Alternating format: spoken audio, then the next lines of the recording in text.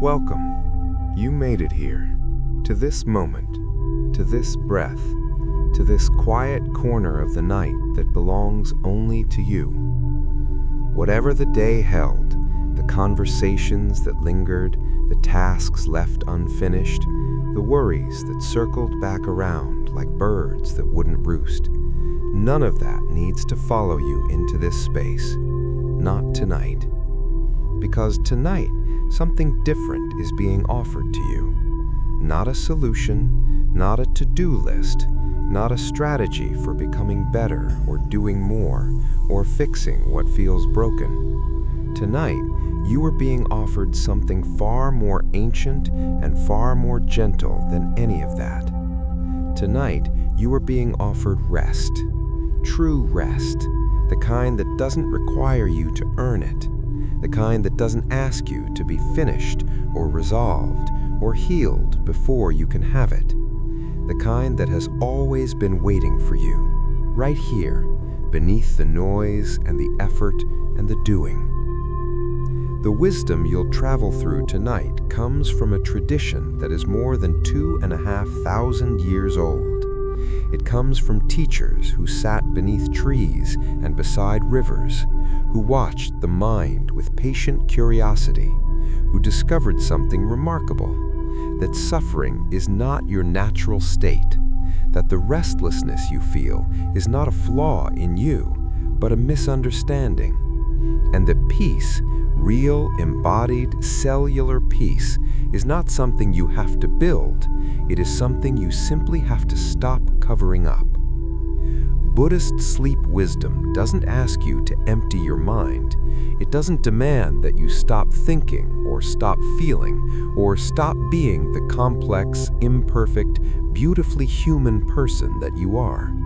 It asks only that you soften your grip, just slightly, just enough to let the night do what the night has always known how to do. So before we begin, take just a moment to settle. Find the most comfortable position your body can find right now. That might mean shifting slightly to the left or the right. It might mean pulling a blanket a little higher or letting your arms rest more loosely at your sides. It might simply mean taking one long, slow breath and releasing it without any agenda at all. You don't need perfect stillness. You don't need the right pillow or the ideal room temperature or a mind that's already quiet. You can begin exactly as you are, right now, as you are. The room around you is safe. The night outside is moving in its gentle, ancient rhythm, the darkness deepening, the world quieting, stars turning slowly overhead, whether you can see them or not. You are held by the earth beneath you. You are surrounded by air you don't have to earn. You are, right now, completely allowed to rest. In the time we spend together, you will be guided through some of the most soothing landscapes the mind can visit. You will receive teachings, not as commands or corrections, but as soft lanterns held up along a nighttime path. Each one illuminates something you may already know, somewhere deep inside yourself. Each one gives the exhausted, striving part of you permission to set something down. There is nothing you need to fix tonight. There is no problem you are required to solve before morning. The world will still be there. Your responsibilities will still be there. But for now, for these hours, you are allowed to simply be. Let's begin. The nature of the restless mind. Close your eyes now, if they aren't already closed. And just for a moment, simply notice. Notice what the mind is doing right now, in this very first moment of settling. You don't need to judge it. You don't need to push it in any particular direction. Just observe, the way you might watch leaves drifting past in a slow-moving stream. What do you notice? Perhaps there are thoughts about the day, replays of conversations, a fragment of something someone said that didn't sit right. Perhaps there is a mental list running quietly in the background, things to remember, things to follow up on, things that almost happened, and things that definitely did. Perhaps there is a low hum of feeling, tiredness maybe, or something softer, or something that feels like worry wearing the costume of tiredness. Whatever is there, it's all right. The Buddha, in the early years of his teaching, described the untrained mind with a word that has been translated many ways over the centuries. Some say monkey mind, some say the wandering mind, some say simply the restless mind. He described a mind that leaps from branch to branch, that cannot stay in one place, that is always seeking something to solve, something to anticipate, something to process, something to correct. This was not said as an insult. It was not said as a diagnosis. It was said with the deep, compassionate recognition of someone who had experienced that very same restlessness himself. Before the night he sat beneath the Bodhi tree and found his awakening, the Buddha, then known as Siddhartha Gautama, had spent years in restless searching. He had been a prince who found the palace walls too confining. He had become an ascetic who found that self-denial only exchanged one form of suffering for another. He had tried extreme effort.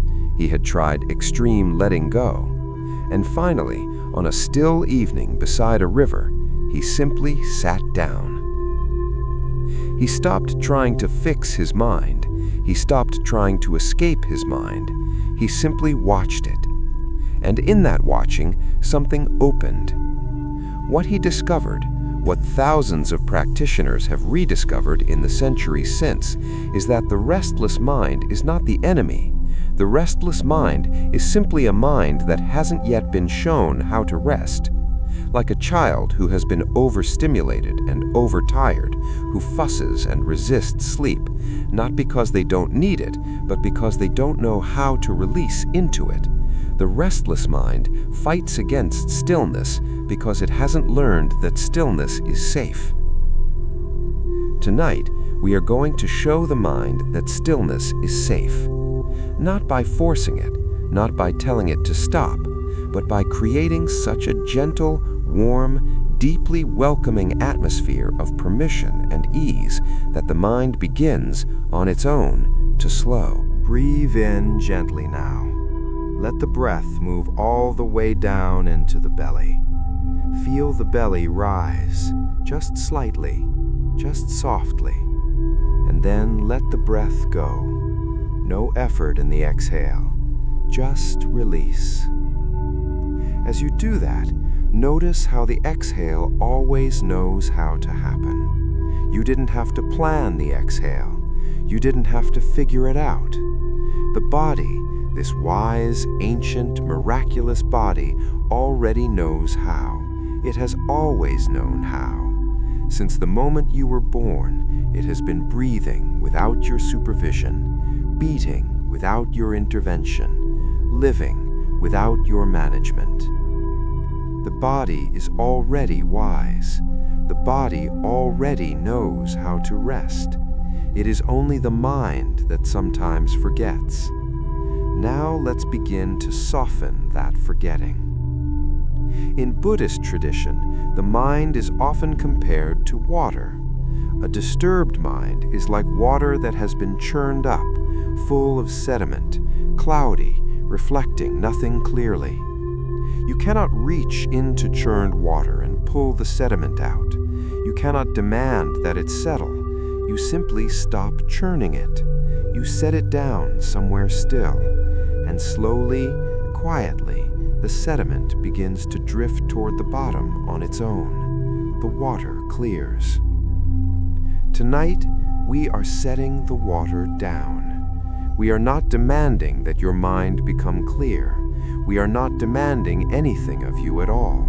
We are simply creating the conditions, the warmth, the gentleness, the stillness in which clearing can happen naturally. Breathe in breathe out.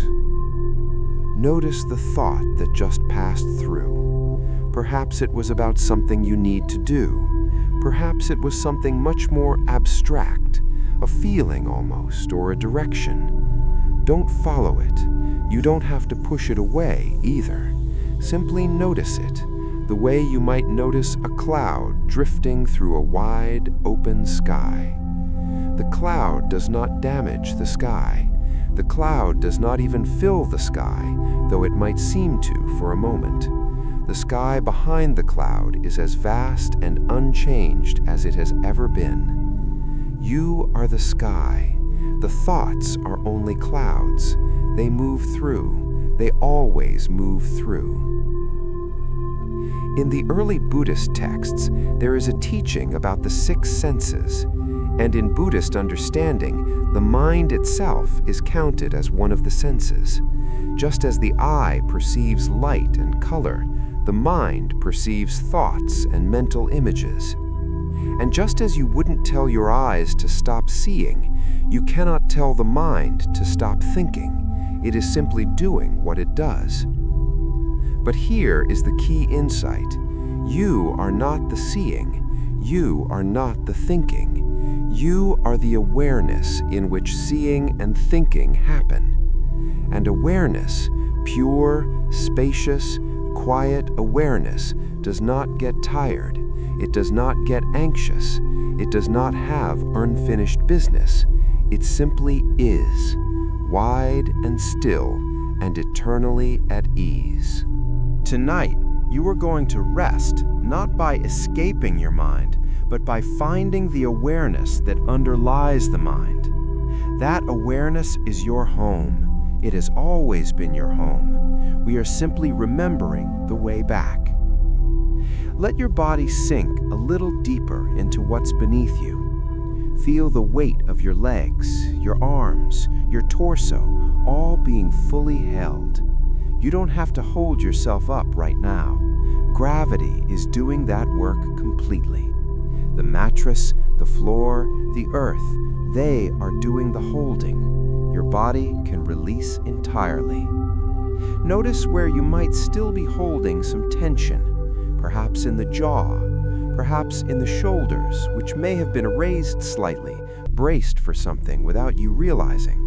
Perhaps in the hands, which may be slightly curled, slightly gripped. You don't need to grip anything right now. Let the hands open. Let the fingers uncurl. Let the palms lie softly facing upward or gently resting against your body, however they fall most naturally. There is nothing to grip. There is nothing to hold on to. Everything you need to return to tomorrow will still be there. Everything you need to carry forward in your life will be waiting in the morning, patient and ready. But right now, in this moment, you can set all of it down. Notice the sounds around you. Perhaps there is a soft ambient sound, the hum of a building, the distant movement of wind, the faint murmur of the world outside. These sounds are not disturbances. They are simply the texture of the world you inhabit. They remind you that you are part of something larger, that life is moving and has always been moving, and you are held within that movement without needing to direct it. Let the sounds move through you the way thoughts move through the mind, without grabbing them, without pushing them away, simply allowing them. There is an old Zen saying that goes something like this: before enlightenment, chop wood, carry water. After enlightenment, chop wood, carry water. What changes is not the tasks. What changes is the relationship to the tasks. The chopping happens without struggle. The carrying happens without resistance. Things are done, and then they are done. And then the next thing comes, and then that thing is done. There is a profound simplicity in that, a profound ease. Tonight, we are learning the nighttime version of that teaching. Before sleep, the mind thinks. During sleep, the mind rests. After sleep, the mind thinks again. What we are working with tonight is not the elimination of thinking. It is simply the beginning of its softening, the beginning of its willingness to let the night take over, to trust the rhythm that has always sustained you. Breathe in, breathe out. Feel the exhale lengthen just slightly, just naturally. The exhale is always slightly longer than the inhale when the body is relaxing. This is not a technique. This is just what the body does when it remembers that it is safe. Welcome. You made it here, to this moment, to this breath, to this quiet corner of the night that belongs only to you. Whatever the day held, the conversations that lingered, the tasks left unfinished, the worries that circled back around like birds that wouldn't roost, none of that needs to follow you into this space. Not tonight. Because tonight, something different is being offered to you. Not a solution, not a to-do list, not a strategy for becoming better or doing more or fixing what feels broken. Tonight, you are being offered something far more ancient and far more gentle than any of that. Tonight, you are being offered rest. True rest. The kind that doesn't require you to earn it. The kind that doesn't ask you to be finished or resolved or healed before you can have it. The kind that has always been waiting for you, right here, beneath the noise and the effort and the doing. The wisdom you'll travel through tonight comes from a tradition that is more than 2,500 years old. It comes from teachers who sat beneath trees and beside rivers, who watched the mind with patient curiosity, who discovered something remarkable, that suffering is not your natural state, that the restlessness you feel is not a flaw in you, but a misunderstanding, and that peace, real, embodied, cellular peace, is not something you have to build. It is something you simply have to stop covering up. Buddhist sleep wisdom doesn't ask you to empty your mind. It doesn't demand that you stop thinking or stop feeling or stop being the complex, imperfect, beautifully human person that you are. It asks only that you soften your grip, just slightly, just enough to let the night do what the night has always known how to do. So before we begin, take just a moment to settle. Find the most comfortable position your body can find right now. That might mean shifting slightly to the left or the right. It might mean pulling a blanket a little higher or letting your arms rest more loosely at your sides. It might simply mean taking one long, slow breath and releasing it without any agenda at all. You don't need perfect stillness. You don't need the right pillow or the ideal room temperature or a mind that's already quiet. You can begin exactly as you are, right now, as you are. The room around you is safe. The night outside is moving in its gentle, ancient rhythm, the darkness deepening, the world quieting, stars turning slowly overhead, whether you can see them or not. You are held by the earth beneath you. You are surrounded by air you don't have to earn. You are, right now, completely allowed to rest. In the time we spend together, you will be guided through some of the most soothing landscapes the mind can visit. You will receive teachings, not as commands or corrections, but as soft lanterns held up along a nighttime path.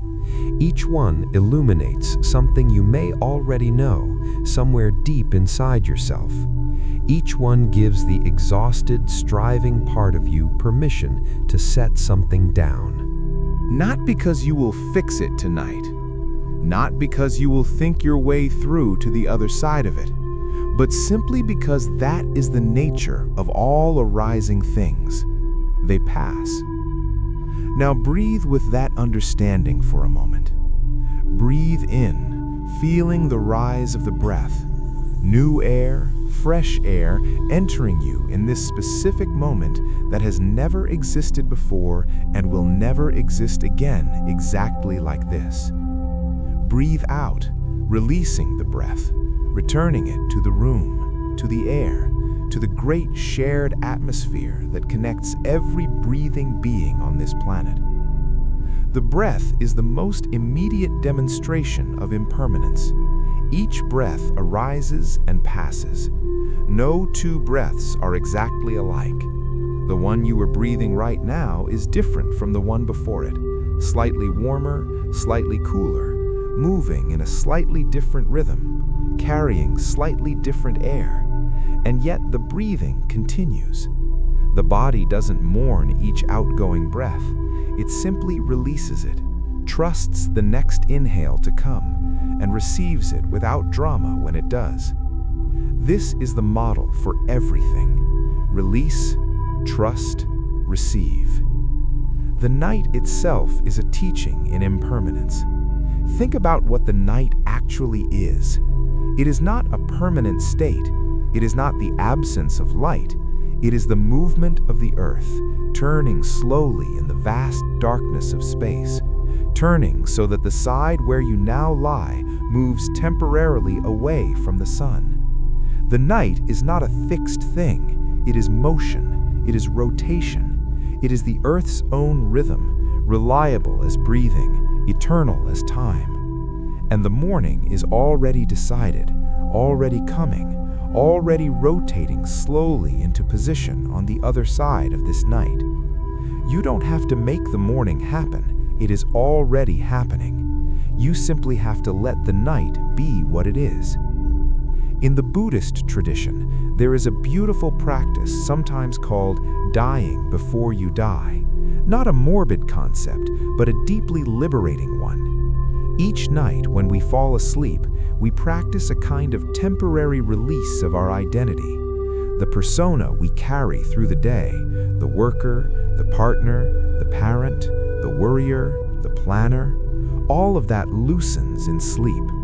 The self that is so carefully maintained during waking hours softens, expands, blurs at the edges, and finally lets go. This nightly letting go is not a loss, it is a gift. It is the practice of impermanence in the most intimate and personal way. You have done this before, thousands of times. Every night of your life, you have released your grip on the waking self, and every morning you have returned to it, refreshed by the releasing. Tonight is no different.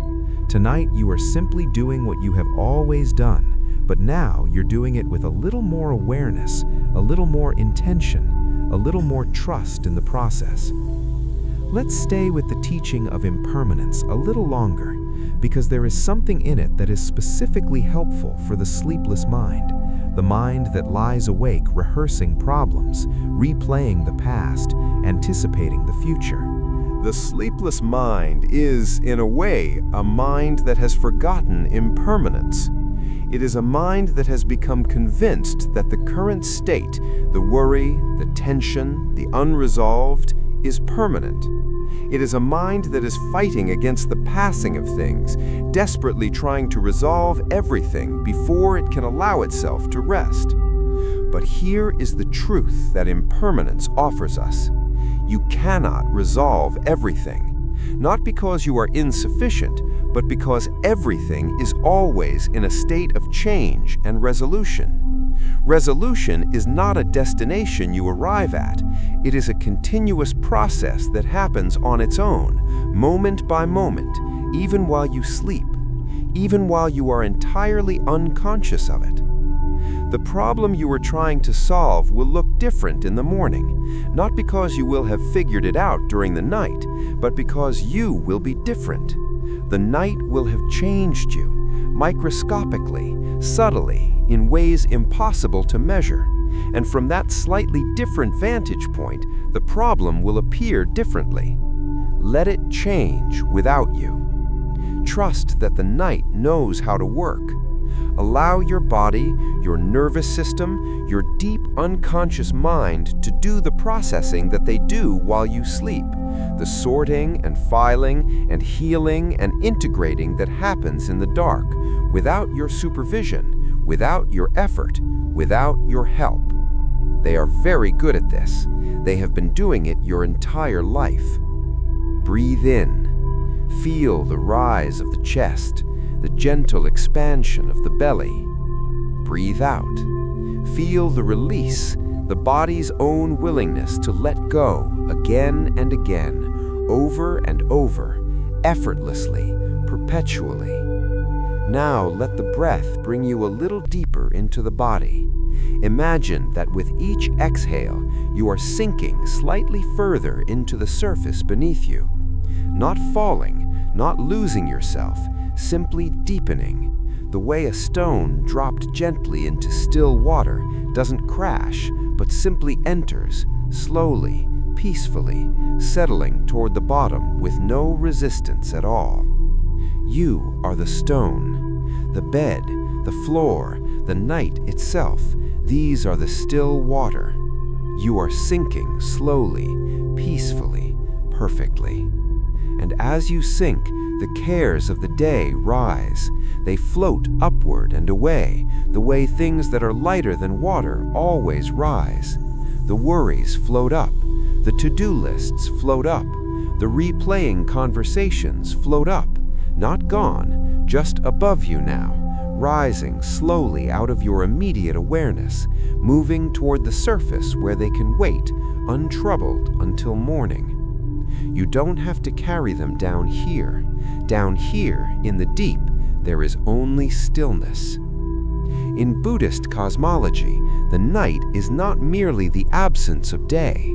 The night has its own quality, its own wisdom, its own profound nature. In many traditions, certain teachings were given only at night. Not because they were secret, but because the night creates a particular quality of mind that is more receptive to certain kinds of truth. The mind at night is softer. The defensive walls come down slightly. The performance of daily identity relaxes. The mind becomes more open, more porous, more willing to receive. This is why the teaching of impermanence is a nighttime teaching. During the day, the mind resists it. During the day, the self says, yes, but not this. This particular thing must be resolved. This particular worry is important. This problem demands my attention. But at night, in the soft darkness, the self loosens enough to hear what the mind already knows on a deeper level. This too will pass. This too is already passing. Everything is already in motion, already changing, already moving toward the next form of itself. You don't have to do that work. It is already happening. Breathe.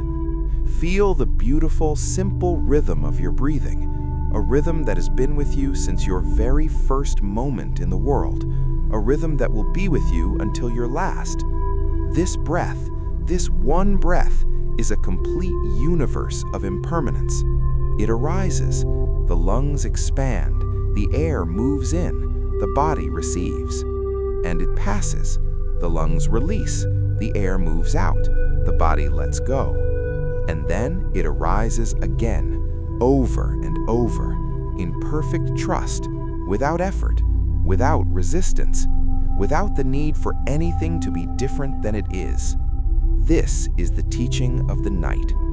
This is the teaching of impermanence, offered to you in the simplest, most fundamental, most visceral way possible. You are already living it. You are already practicing it. Every breath you have ever taken has been a practice in impermanence. Every night you have ever slept has been a practice in letting go. You know how to do this. You have always known. Let the body remember now what it has always known. Let the nervous system unwind from its long day of vigilance. Let the muscles soften into a deeper and deeper rest. The first teaching is already working its way into you. Impermanence, the great softener, the great liberator, is moving through the tight places and the held places, reminding each one of them, this too will pass. And in the passing, there is relief. And in the relief, there is rest. And in the rest, there is everything. Body scan and the temple of the body. Now we are going to turn our full and loving attention to the body that has carried you through this entire day, the body that has done so much, so quietly, so continuously, with so little recognition or gratitude, the body that walked and talked and processed and digested and breathed and blinked and pumped blood and managed 1,000 simultaneous biological processes, all without a single conscious instruction from you. This body deserves to be seen right now, to be felt, to be acknowledged. In Buddhist practice, the body is often referred to as a temple, not a metaphor for something ethereal or distant, but a very practical and grounded image. A temple is a place of sanctuary, a place where something sacred is honored, a place where you enter slowly, with care, and where the atmosphere inside is different from the atmosphere outside, quieter, more intentional, more still. Your body is that temple, and right now we are going to walk through it together, slowly, room by room, with the gentle attention of someone who has been away for a while and is returning home. We'll begin at the very top and move slowly, gently, all the way down to the soles of your feet, and in each place we visit, we'll do the same simple thing. Arrive, notice, and offer permission to release. Let's begin. The crown of the head. Bring your attention to the very top of your head. Don't try to visualize it or think about it analytically. Simply feel into it. Notice the sensations there, whatever they are. Perhaps a tingling, perhaps warmth, perhaps a slight sense of pressure, perhaps very little sensation at all. Whatever is there is fine. Now, very gently, imagine that a soft, warm light, the color of late autumn gold, warm and liquid and gentle, begins to gather at the top of your skull. This light is not demanding anything. It is simply there, offering warmth, offering permission. Feel the scalp, just slightly, begin to soften. The tiny muscles of the scalp, muscles you rarely think about, muscles that have been holding their own subtle tension all day, begin to release. The scalp softens against the skull. The skull rests more heavily against the pillow, the mattress, the surface beneath you. Let the head be completely held. The forehead. Now bring that warm golden light down to the forehead. The forehead, the thinking place, the furrowing place, the place where so many of us store the physical imprint of our concentration and our worry. Feel how the forehead has been. Feel any tightness there, any residue of the day's thoughts etched into the lines of the brow. You don't need to analyze it, simply feel it. And now let the warm light soften it. The forehead smooths. The space between the eyebrows, that place that so often draws together in concentration or concern, that space softens and widens. The horizontal lines across the brow soften. The forehead feels wider, cooler, smoother, like still water, like a completely calm, undisturbed surface. The eyes. The eyes have done extraordinary work today. They have taken in light and movement and text and faces and screens and color and shadow. They have processed more visual information than it's possible to consciously count. Let them rest now. Feel the eyelids heavy and soft. Feel the space behind the closed eyes, that inner darkness that is actually a kind of sanctuary. Let the muscles around the eyes, the muscles that squint, that narrow, that focus, let them all soften now.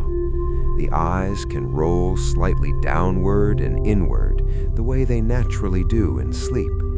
Let them begin to take that position. No more to see tonight, nothing to look at, simply the gentle, restful darkness behind the eyes. The jaw. This is one of the places that holds the most tension for most people.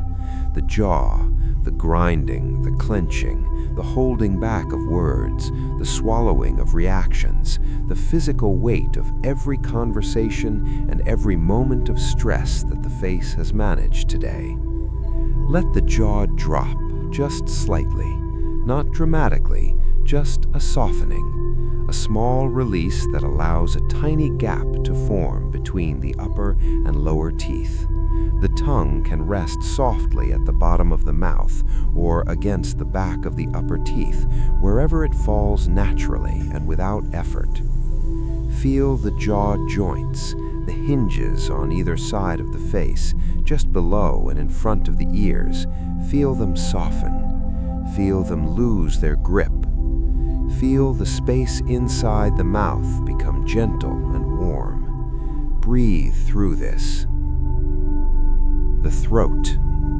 The throat holds its own kind of tension. The throat is where we swallow our truth sometimes, where we hold back what we want to say, where words get stuck and emotions press upward and get pressed back down. Let the throat soften now.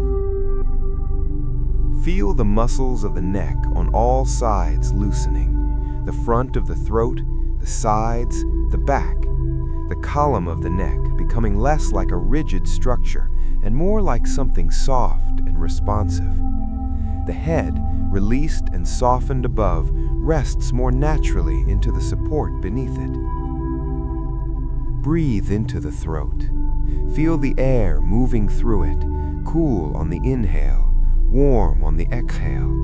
That movement is a kind of self-massage, a constant, gentle reminder that the throat is open, that air can move freely, that there is no blockage, no holding, no need to keep anything swallowed down. You can let it all go now.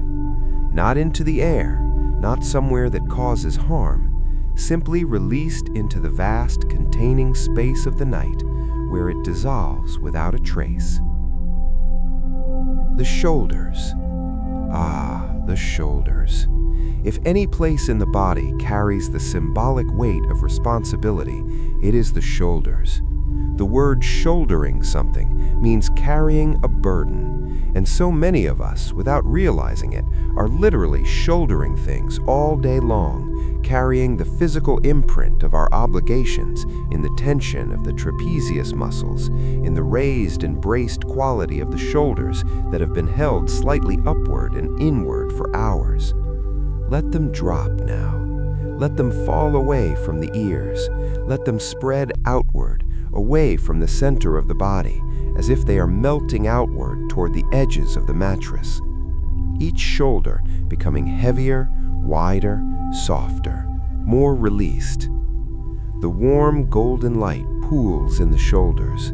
It moves into the shoulder joints, those complex, miraculous balls of motion, and softens the capsule around the joint, loosens the tendons, relaxes the rotator cuff.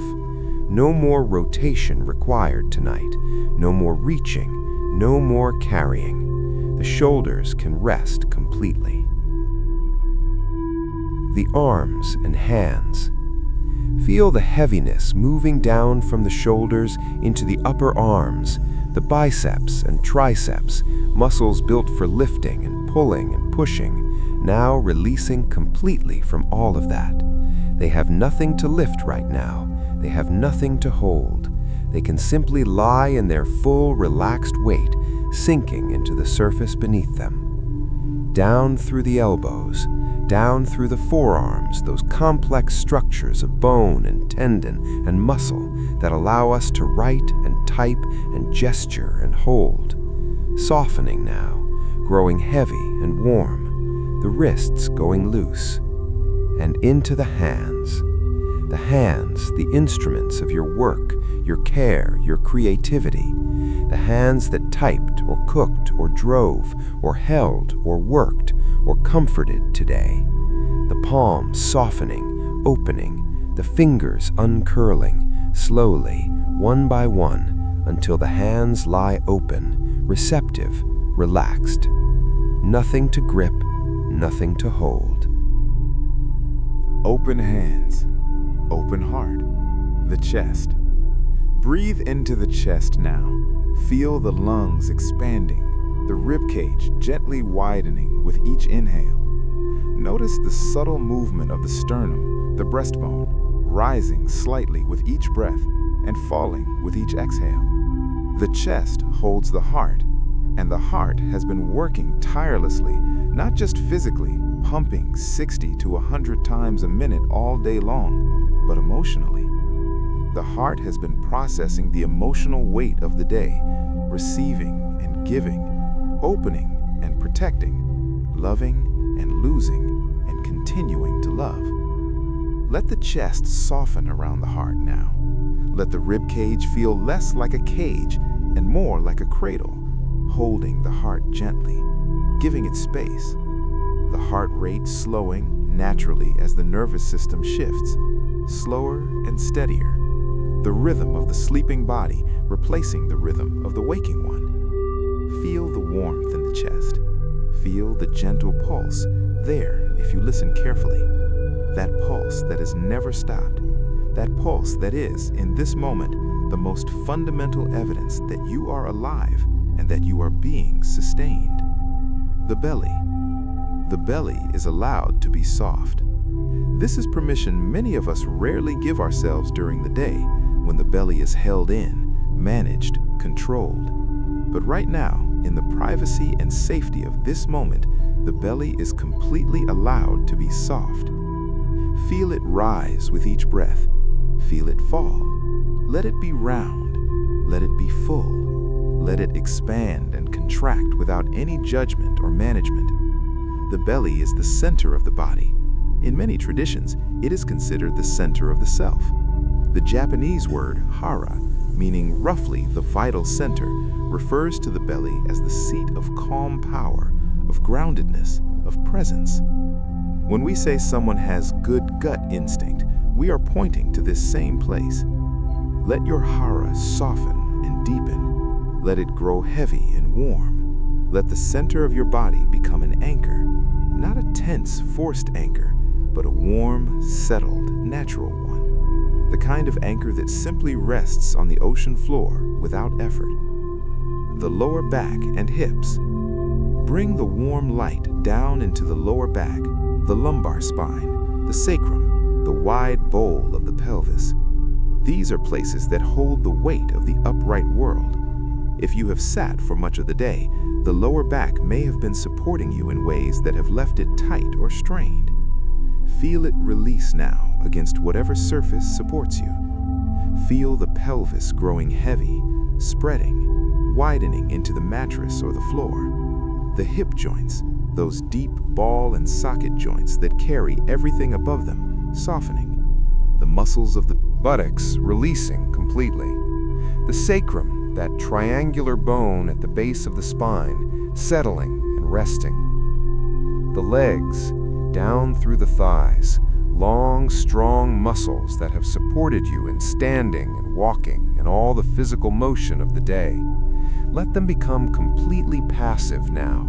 No tone, no readiness, simply heavy, warm, soft, at rest. Down through the knees, that small area just behind the knee, the popliteal space, sometimes holds surprising tension. Let it soften. Down through the calves, down through the ankles going soft, the feet turning slightly outward, the natural resting position of the sleeping body. down through the soles of the feet, down through each toe. And there you are, the full temple of the body walked through with care and attention, every room visited, every place offered the warm light of awareness and permission. Feel the body now as a whole, from the crown of the head to the tips of the toes, as one connected, released, deeply restful whole. This is your temple. This is your sanctuary. This is the place from which you experience every moment of your life. Right now, in this moment, it is at rest. Right now, in this moment, it is at peace. Breathe. Feel the whole body breathing together. The chest, the belly, the back, all moving in the unified rhythm of the resting body. The temple is quiet. The light is low. You are home. The second teaching, non-attachment to thoughts. There is a moment that happens for many people in the process of falling asleep. The body has relaxed, the breathing has slowed, the physical tension has begun to release, and then a thought arrives. It might be a vivid one, a replaying of something that happened, a sudden worry, an idea that feels urgent, a memory that surfaces from somewhere and demands attention. And the mind, instead of letting it pass, grabs it. This grabbing is what the Buddhist tradition calls upadana, clinging or attachment, and it is one of the core mechanisms of suffering. Not because the thoughts themselves are harmful, but because the act of grabbing them, of holding them, of following them deep into the maze of association and analysis and reaction, this is what keeps us awake when our bodies want to sleep. The second teaching tonight is about non-attachment, and it is perhaps the most immediately practical teaching for sleep. Non-attachment does not mean indifference. It is frequently misunderstood as a kind of coldness or detachment from life, a turning away from care, a shutting down of feeling. But that is not what it means at all. Non-attachment in Buddhist understanding means relating to things clearly and fully, without the compulsive need to grab and hold and fix and control. It means allowing things to arise and pass without interference. It means watching the thought without becoming the thought. It means feeling the feeling without being swept away by the feeling.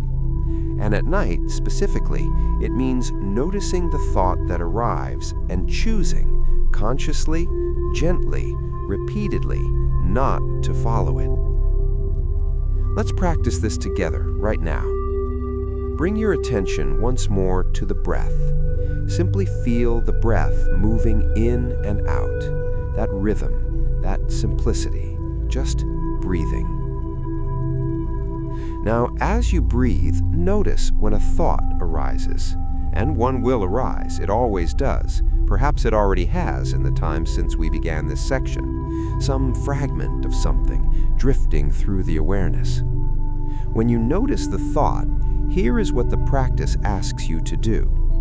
Name it, gently, not in a judgmental way, not with frustration, just a simple, quiet, almost affectionate naming, the way you might name a cloud, thinking, or worrying, or planning, or simply thought.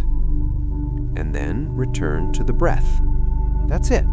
That is the entire practice. Name, return. Name, return.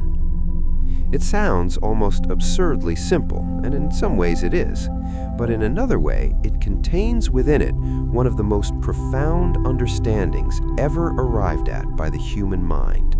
The understanding that you and your thoughts are not the same thing.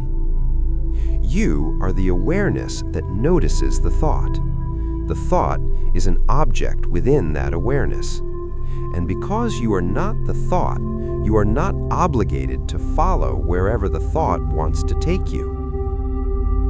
In Zen Buddhism, there is a practice of simply sitting, zazen, in which the practitioner does not try to achieve anything, does not try to arrive anywhere, does not try to create any particular state of mind. They simply sit and notice, and whenever the mind wanders, they gently return to the breath or to the present moment. Monks who have practiced this for years sometimes describe the experience of the thoughts becoming like weather. Early in practice, a thought is like a storm that catches you completely off guard, soaking you to the skin before you even realized it had started to rain. Later in practice, the thought is like seeing a storm on the horizon. You can observe it, feel the change in the air, notice its approach, and remain dry and warm inside the shelter of your present moment awareness. You don't need years of meditation practice to access some version of this tonight. The shelter is available right now because you are not your thoughts. You never have been. The thoughts are visitors. They arrive, they say their piece, and if you don't get up and follow them out into the night, they eventually leave. Let's practice that right now. Take a slow breath in, and as you exhale, let your awareness rest very gently on the physical sensation of breathing, the air moving in through the nostrils, the slight coolness of it, the rise of the chest or belly, the slow fall. Just that, just this one breath. If a thought arrives, and it will, simply notice it. Thinking, and return. Another breath, in and out. If the thought returns, and thoughts often do, especially the urgent feeling ones, simply notice again. There it is again, thinking, without frustration, without self-criticism, without the mental commentary about why you can't stop thinking. That commentary is also just another thought. You can name it too, judging, and return, and return, and return. Every return is not a failure recovered from. Every return is the practice itself. The practice is the returning, not the staying. Staying is lovely when it happens, but it is not the goal. The goal, if we must use that word, is simply the continuing willingness to begin again, to return, to choose the breath over the thought, gently, without drama, as many times as necessary. In this practice, there are no failures. There is only beginning again, and beginning again, and beginning again. There is something deeply restful in this understanding. If there is no failure, if every moment is simply another opportunity to return, then there is nothing to brace against, nothing to defend, nothing to do perfectly. You are simply breathing and noticing and returning and breathing and noticing and returning. It is about as uncomplicated as it's possible to be. Now, let's add something to the practice. As you breathe and notice and return, see if you can hold a very slight, very gentle sense of curiosity about the thoughts that pass through. Not analysis, not following them to see where they lead, just a light curiosity, like noticing the shapes of clouds. Oh, there's that one about work again. There's the one about what I should have said. There's a planning thought. There's something softer, harder to name. Observe them the way you might observe fish moving through clear water. They are there, they are moving, they are real, but you are not in the water with them. You are looking in from outside. Or perhaps more accurately, you are the water itself, and the fish are moving through you, and you notice them without grabbing them. The thoughts are swimming through the water of your awareness. They are not you, they are in you. There's a difference. Non-attachment, practiced over time, gradually changes the relationship between the self and the thinking mind. The mind becomes less like a cage that you're trapped inside, and more like a vast landscape you can observe. The thoughts lose their urgency. Not because the things they're pointing at are no longer real, but because you've learned to see them clearly, as mental events, arising and passing, real but impermanent, meaningful but not absolute.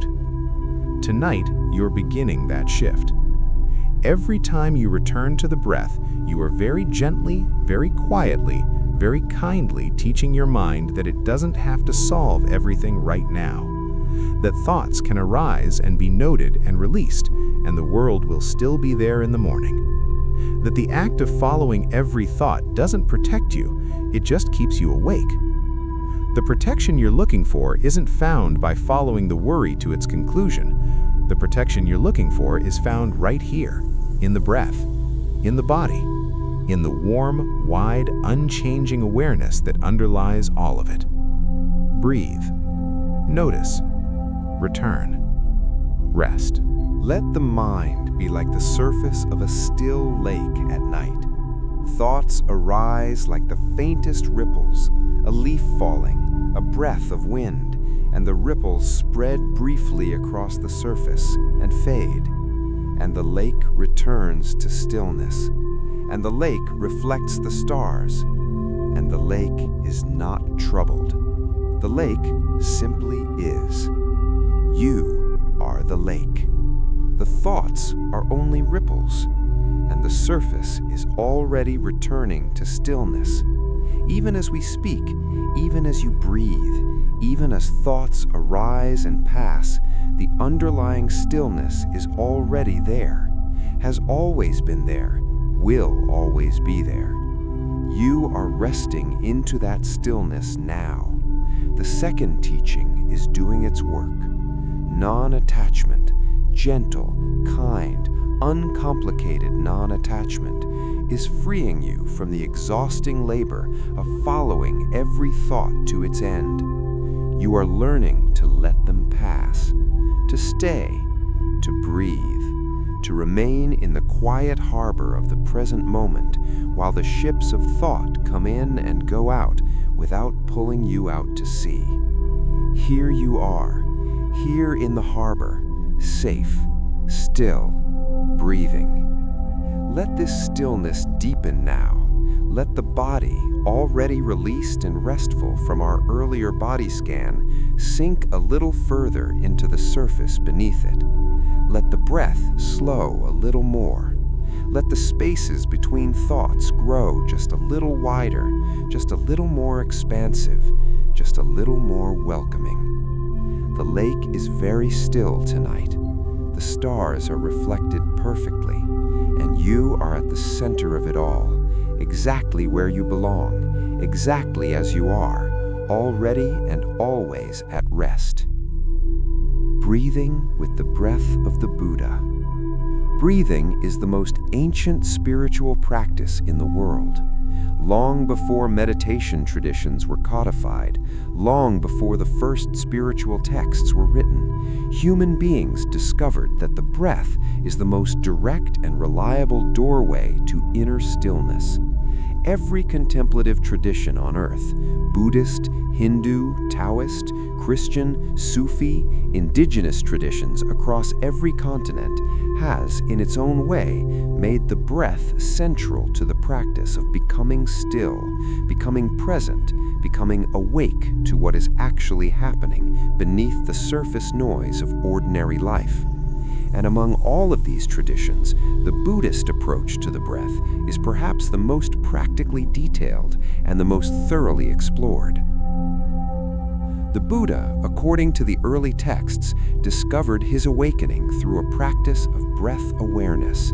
Before the elaborate meditative systems were developed, before the philosophical treatises were written, there was simply this: a man sitting quietly, watching his breath, allowing it to show him something about the nature of mind that no amount of thinking had been able to reveal. That something was this: the breath is always in the present moment. The breath is never in the past. It is never in the future. No matter how wandering the mind becomes, the breath is always happening right now, always, without exception. Every single breath you have ever taken has been taken in the present moment. This makes the breath the most reliable anchor available to any human being. Wherever you are, whatever is happening in your mind, whatever is going on in your life, the breath is here, right now, available, true, present. And tonight, we are going to breathe with full awareness, the way the Buddha breathed. Not in a complicated way, not in a way that requires any technique or training, simply in a way that brings your full, warm, gentle attention to the breath exactly as it is. Not the idealized breath, not the correct breath, the actual, real, this moment breath, with all its particular qualities right now, in this body, at this temperature, at this level of tiredness, at this depth of relaxation.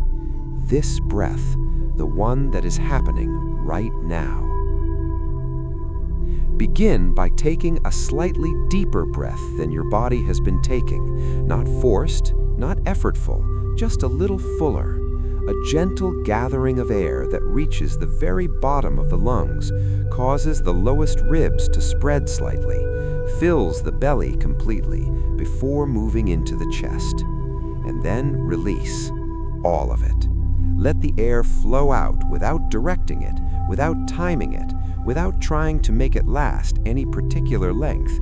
Simply release and feel the body deflate like a gentle exhalation of something held. And wait.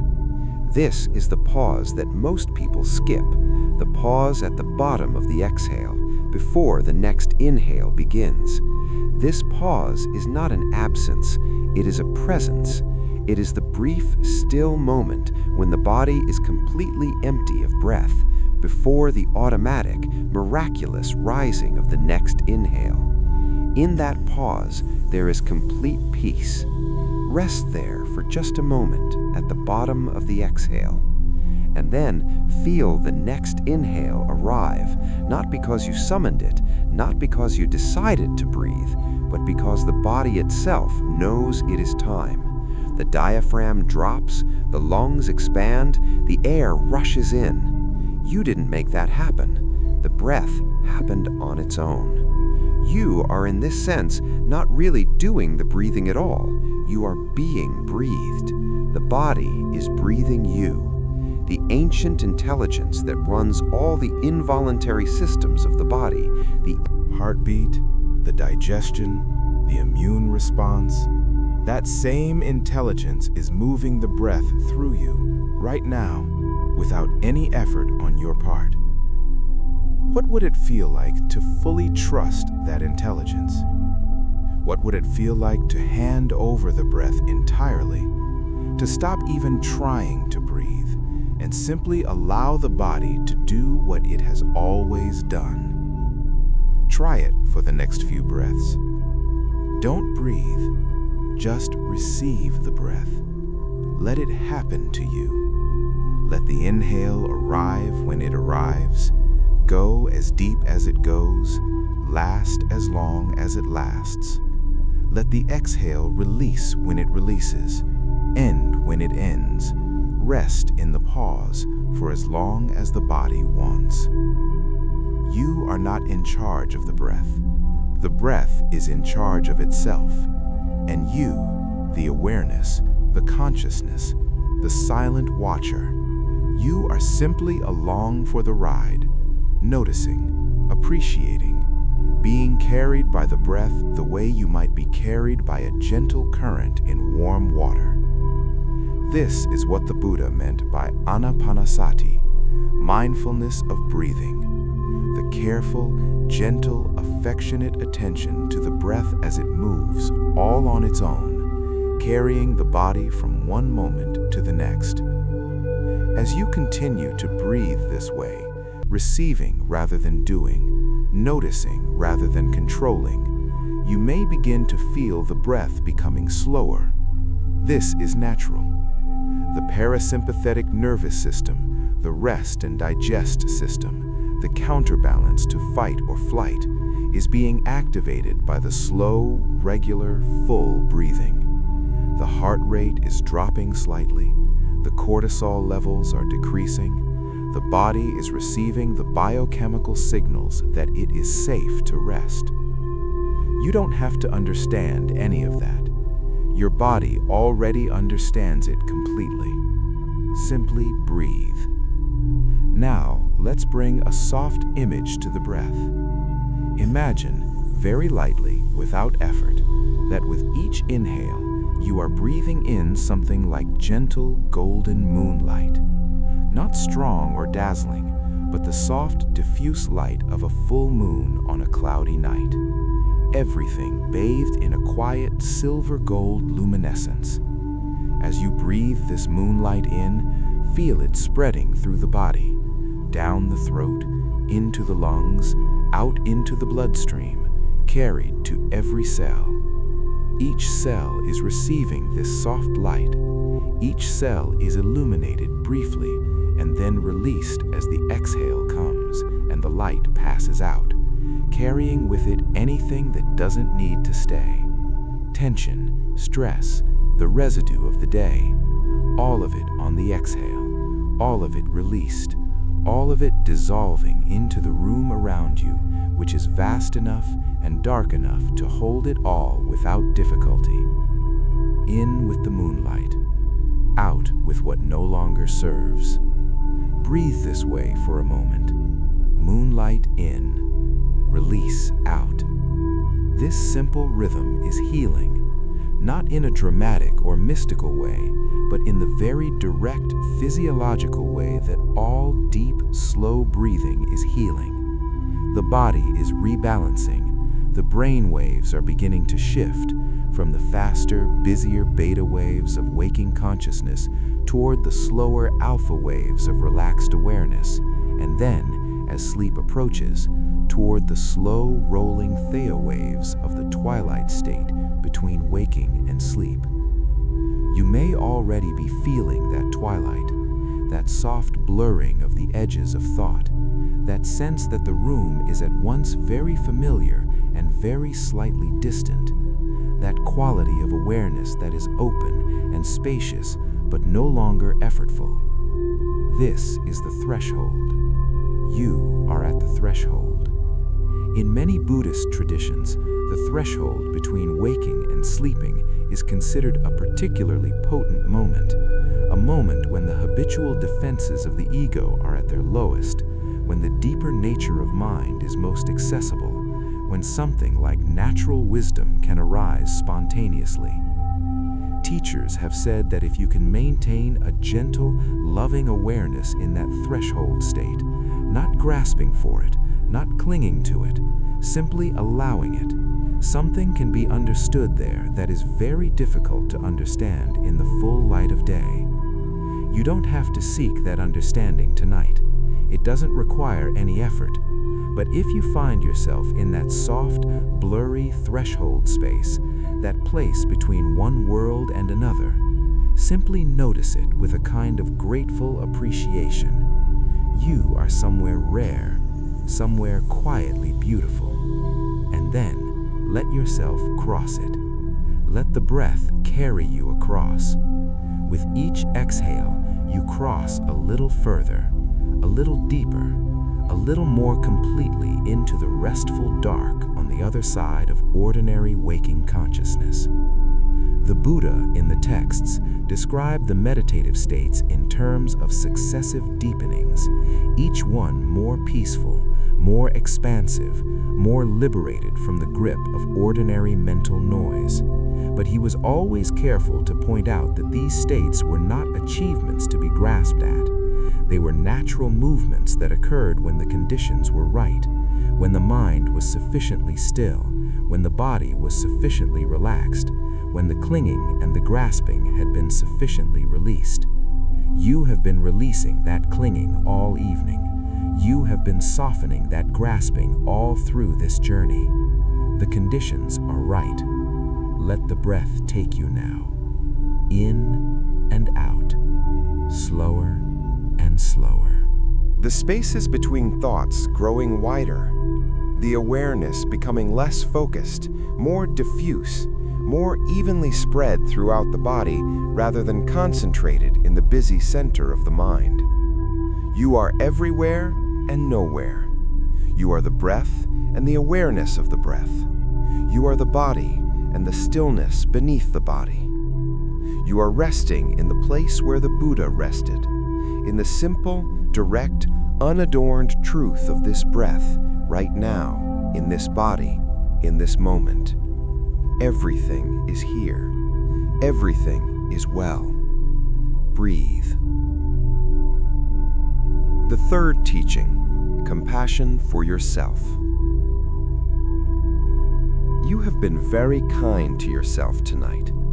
Perhaps you don't fully recognize that yet, but it's true. The act of lying down, the act of allowing stillness, the act of following along with this gentle journey, all of it is an act of self-kindness, self-care in its most fundamental form.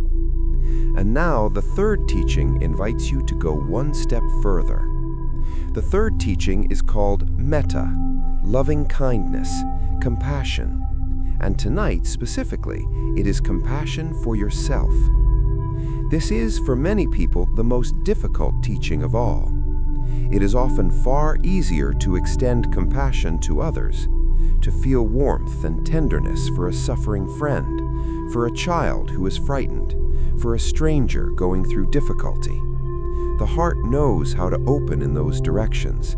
It has been trained to open in those directions.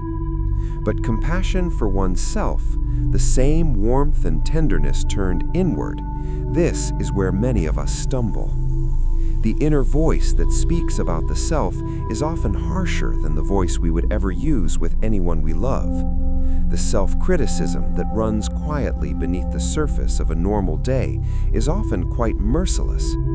The standards we hold ourselves to are often impossible. The forgiveness we offer ourselves is often grudging and provisional. The Buddha noticed this discrepancy, and he offered a teaching that has something radical in it, something that still feels radical even after 25 centuries. He said that in the entire universe, there is no person more deserving of your compassion than you yourself. Not because you are more important than others, not because your suffering matters more, but because without the capacity for genuine self-compassion, the compassion you offer others is always slightly hollow, always slightly strained, built on a foundation of self-denial rather than self-knowledge. When we are truly, deeply, genuinely kind to ourselves, we find that our kindness toward others doesn't diminish, it increases.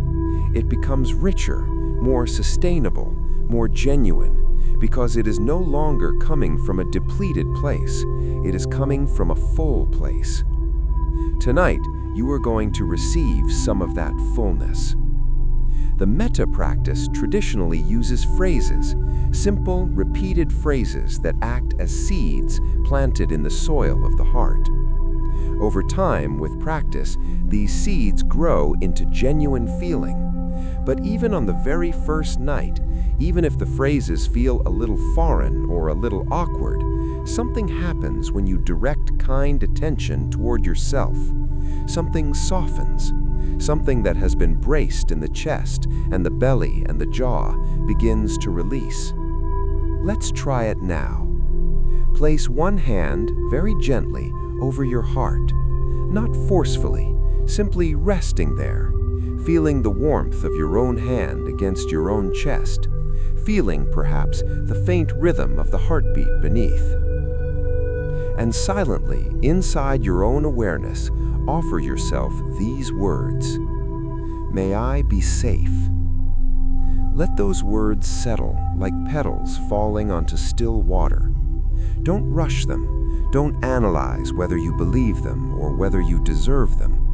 Simply let them rest there in the heart and notice what, if anything, they touch. May I be safe. May I be peaceful. Feel the second phrase settle alongside the first. Peace, not the absence of all difficulty, but the capacity to rest even when difficulty exists. The peace that is deeper than the surface disturbances of the mind. May I be peaceful. May I be healthy. Your body, which has been working so hard all day, your immune system, your nervous system, your endocrine system, all working together in extraordinary collaboration. May this body be healthy. May it be tended by its own deep wisdom. May it do the healing work it does during sleep, unhindered by tension, unimpeded by worry. May I be healthy. May I live with ease. This last one is perhaps the deepest. Ease, not the ease of an easy life without challenges, but the ease of moving through life without the extra weight of unnecessary suffering. The ease of not adding pain to pain. The ease of accepting what is, working with what arises, and resting when rest is offered. May I live with ease. Take a breath. Feel whether anything shifted, even slightly, with those phrases. Perhaps you noticed a small warmth in the chest, perhaps a slight softening behind the eyes, perhaps nothing dramatic at all, simply a few moments of intentional kindness directed at a direction that doesn't often receive it. Whatever happened is right. Whatever didn't happen is also right. The metta practice is not about producing a feeling. It is about making an offering. Every time you repeat a phrase of loving kindness toward yourself, you are making an offering to the part of you that is tired and has been trying hard and has been harder on itself than it needed to be. That part of you is listening. Repeat the phrases once more, even more softly now. May I be safe. May I be peaceful. May I be healthy. May I live with ease. And now, because this is important, let's acknowledge something specific. You have not been perfect today. No one is. There were moments when you were less patient than you wanted to be. Perhaps moments when you chose the easier response instead of the more true one. Perhaps moments when you fell short of your own expectations of yourself in ways small or large. That's all right. Really, truly, from the deepest place that this teaching can reach, it's all right. The Buddhist concept of karuna, compassion, is not about ignoring imperfection or pretending mistakes don't happen. It is about holding the imperfect self with the same warmth and steadiness that a good parent holds a child who has made a mistake. Not denial, not punishment, not endless revisiting of the failure to extract every last drop of guilt and self-blame. Simply, you made mistakes. You are human. You tried with the resources you had available to you in those moments. And those resources were limited, as they always are for all of us, because we are all working with incomplete information and imperfect nervous systems and hearts that are still learning how to be open in the world. You did your best, and your best was enough. And if it wasn't perfect, that is okay too, because perfection is not the standard. Love is the standard. Effort is the standard. The continued willingness to try again is the standard. And you have demonstrated all three of those things simply by being here, simply by continuing, simply by finding this moment of rest at the end of a day that asked things of you. Place the hand more firmly over the heart for a moment. Feel the warmth, feel the beat, and offer yourself one more phrase, not a traditional metta phrase, but one that speaks directly to the teaching tonight. I do not need to fix everything tonight. Let that settle. I do not need to fix everything tonight. The problems can wait. The relationships can continue to unfold at their own pace. The plans can be made tomorrow. The conversations can be had when the time is right. The healing can happen in its own time. Tonight, the only thing asked of you is rest. And you are already doing it. You are already practicing it. Simply by lying here, simply by breathing, simply by allowing this moment to be what it is. The compassion you are receiving right now is not contingent on you being better or doing more. It is offered simply because you exist, because you are here, in this body, on this night, doing your best with a beautifully imperfect human life. That is reason enough. That has always been reason enough. May you be safe. May you be peaceful. May I be healthy. May I live with ease. Feel the hand over the heart. Feel the warmth, feel the rhythm, and let the compassion move through you, downward, outward, into every cell that has been tightened against the world, into every place that has been braced against criticism or loss or change, into every corner of the self that is still waiting to be told that it is enough. You are enough. You have always been enough. Rest now, in that knowledge. A guided walk through a moonlit monastery. Let your eyes remain closed, and allow the imagery of your mind to soften and widen, the way the vision adjusts when you step from a bright room into the gentle dimness of evening. We are going somewhere together now.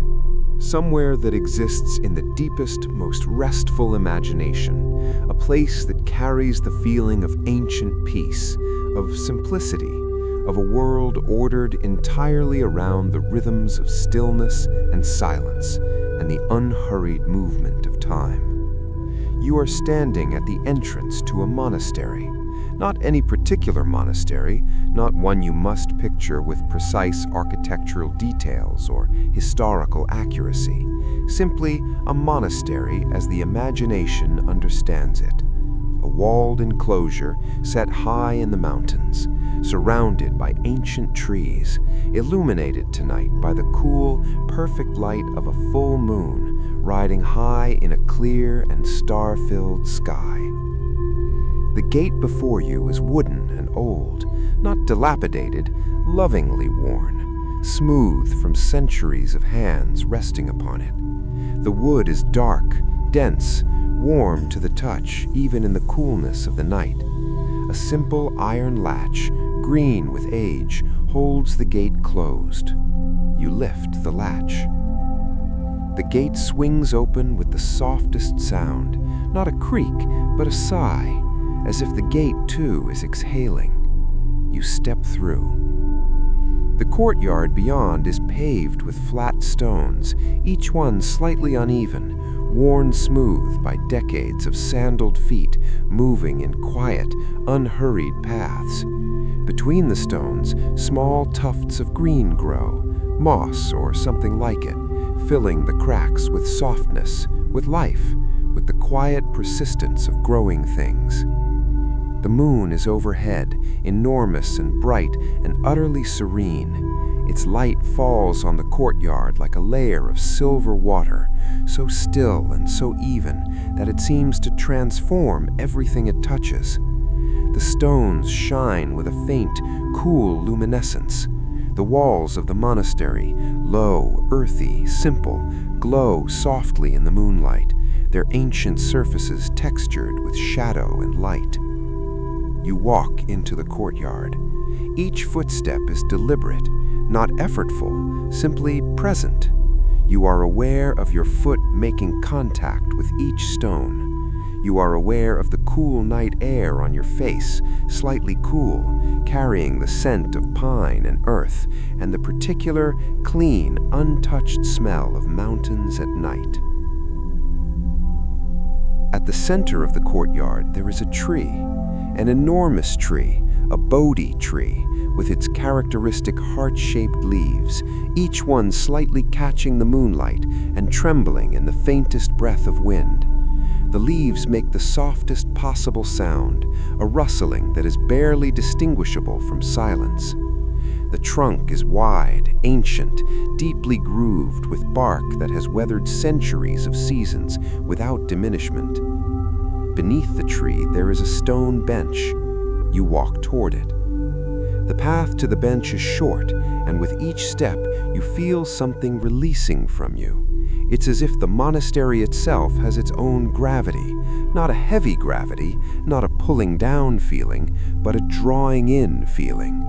As if the peace that has accumulated in this place over centuries is gently, welcoming, drawing you deeper into itself. You reach the bench and sit. The stone is smooth and just slightly cool. You settle onto it and feel your spine lengthen naturally, not forced into good posture, but simply responding to the quality of this place, this tree, this moonlit night. The back straightens with ease, the shoulders settle, the hands rest on the thighs, palms open. Around you, the monastery is quiet. Somewhere, at a distance, there is the sound of water, perhaps a small stream or a fountain built into one of the walls, a thin, continuous sound of water moving over stone. It is so continuous, so smooth, so reliably present that it becomes less like a sound and more like a texture, a background quality to the silence rather than a disruption of it. You listen. The water, the leaves of the Bodhi tree, your own breathing, which has slowed to match this place.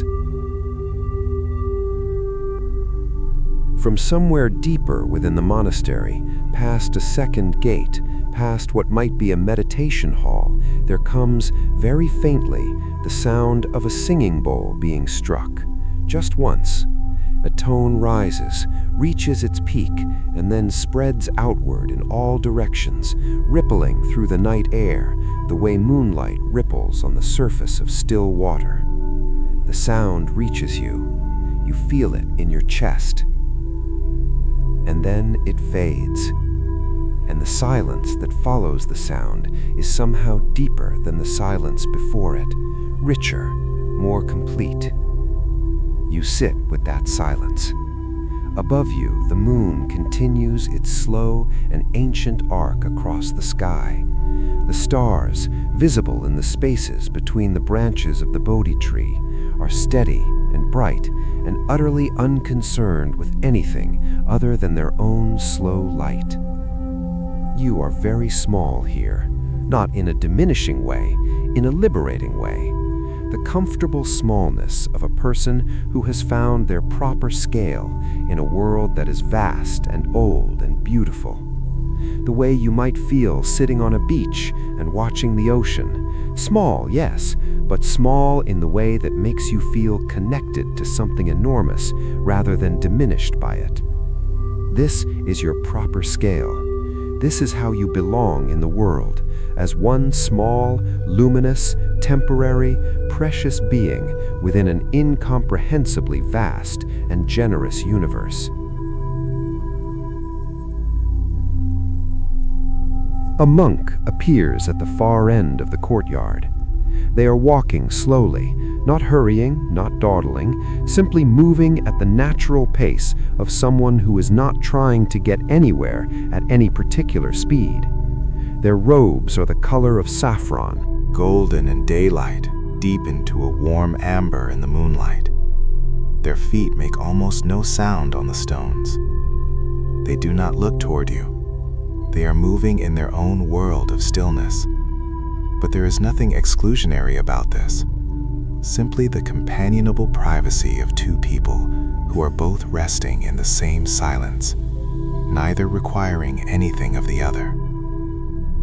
The monk walks a slow circuit of the courtyard, then disappears through a doorway in the far wall. The courtyard is yours again. In the distance, beyond the monastery walls, you are aware of the mountains. You cannot see them, but you can feel their presence. The vast, indifferent, ancient mass of them rising into the darkness, their peaks hidden in the clouds, or perhaps visible in the moonlight if you could see them, wreathed in snow that has been there for 10,000 years and will be there for 10,000 more. The mountains are not worried about anything. The mountains are not trying to fix anything. The mountains are simply being what they are, patient, immovable, worn slowly by wind and water over geological time, without resistance, without complaint, without the slightest concern. You breathe. In the courtyard, under the Bodhi tree, in the moonlight. Let this place be completely real to your body right now. Your body does not distinguish at the level of the nervous system between an imagined place and a real one. When the imagined place is peaceful, the nervous system responds to that peace as if it were physical. The cortisol continues to drop. The heartbeat continues to slow. The breath continues to deepen. The monastery is doing its work. You are resting in one of the most restful places the human imagination knows. Now, as you sit beneath the tree, feel the ground beneath your feet, solid, stone, rooted in the mountain that has stood for millennia. Feel the bench beneath you, smooth and cool. Feel the air on your face and hands, gentle and clean, and carrying the smell of pine and night. And feel the tree above you, the Bodhi tree. This is the tree beneath which, according to tradition, the Buddha sat when he found his awakening. Not this specific tree. That tree was in a different place, in a different time. But this tree carries the spirit of that tree. This tree has been planted beside every monastery because it holds a particular quality of meaning, a particular resonance of the possibility that a human being can sit still in the midst of all the turbulence of the mind and find beneath it something completely and permanently at peace. That something is available to you too, not as an achievement, not as a destination you must travel to, but as a recognition of what has always been there, beneath the noise, beneath the restlessness, beneath the endless parade of thoughts and worries and plans and memories. Beneath all of it, there is stillness. Beneath all of it, there is peace. Beneath all of it, you are already exactly what you have always been seeking. Sit with that for a moment. Under the tree, in the moonlight, with the sound of the water, and the distant, fading resonance of the singing bowl, and the stars, and the mountains, and your own breath, moving in and out like the tide, unhurried, unfailingly present, carrying you from one moment to the next without effort, without asking anything of you at all. Stay here as long as you like. There is nowhere you need to be. There is nothing you need to do. The monastery exists for exactly this, for the sitting, for the being, for the resting in the great, simple, uncomplicated truth of this moment. You are here. You are safe. You are at peace. The fourth teaching, the middle way to sleep. Before the Buddha became the Buddha, he tried two extreme approaches to the problem of suffering. The first approach was luxury. He was born a prince, raised in a palace designed to shield him from suffering, surrounded by every pleasure and comfort available. For years he lived in that luxury, and found that it did not resolve the deep unease he felt inside. Pleasure, he discovered, was real but temporary. Each pleasure once obtained would fade, and the seeking would begin again. There was a kind of exhausting, endless quality to the pursuit of pleasure. No matter how much he had, there was always the anticipation of losing it, or the desire for more of it, or the slight flatness that followed even the most genuine moments of enjoyment. So he left the palace. He became an ascetic, a wandering seeker who practiced extreme self-denial. He fasted to the edge of starvation. He held his breath until he nearly passed out. He exposed himself to discomfort and pain as a spiritual practice, believing that by subduing the body completely, he could liberate the spirit within it. This also did not work. The extreme denial produced suffering of a different kind, but suffering nonetheless. And then, sitting by a river one evening, he overheard a music teacher speaking to a student about the string of an instrument. If the string is too tight, the teacher said, it breaks. If the string is too loose, it makes no sound. Find the middle tension. And something in the Buddha understood. The middle way. Not extreme luxury, not extreme asceticism, but the middle path. The path of balance, of enough but not too much, of engaged but not grasping, of disciplined but not tortured. This teaching, the fourth teaching tonight, is profoundly relevant to sleep, because so many of us approach sleep from one of two extremes. The first extreme is forcing. the mind that grips the desire for sleep so tightly that the gripping itself prevents the arriving. I must sleep now. I need to sleep. Why am I not sleeping? Every minute awake is a minute lost. I will be exhausted tomorrow. I cannot afford this wakefulness. The string pulled too tight, and in the pulling, breaking. The second extreme is giving up entirely. The mind that has decided sleep is impossible, that lies in bed scrolling through a phone or rehearsing worries, or engaging so fully with wakefulness that sleep recedes like a horizon, always the same distance away no matter how fast you move toward it. The middle way to sleep is neither. The middle way to sleep is an attitude of gentle intention without compulsion. The attitude of a person who has set the conditions for sleep, the comfortable room, the dim light, the stillness of the body, the settling of the breath, and then released the outcome, who has done everything within their power, and then, very simply, let go of the rest.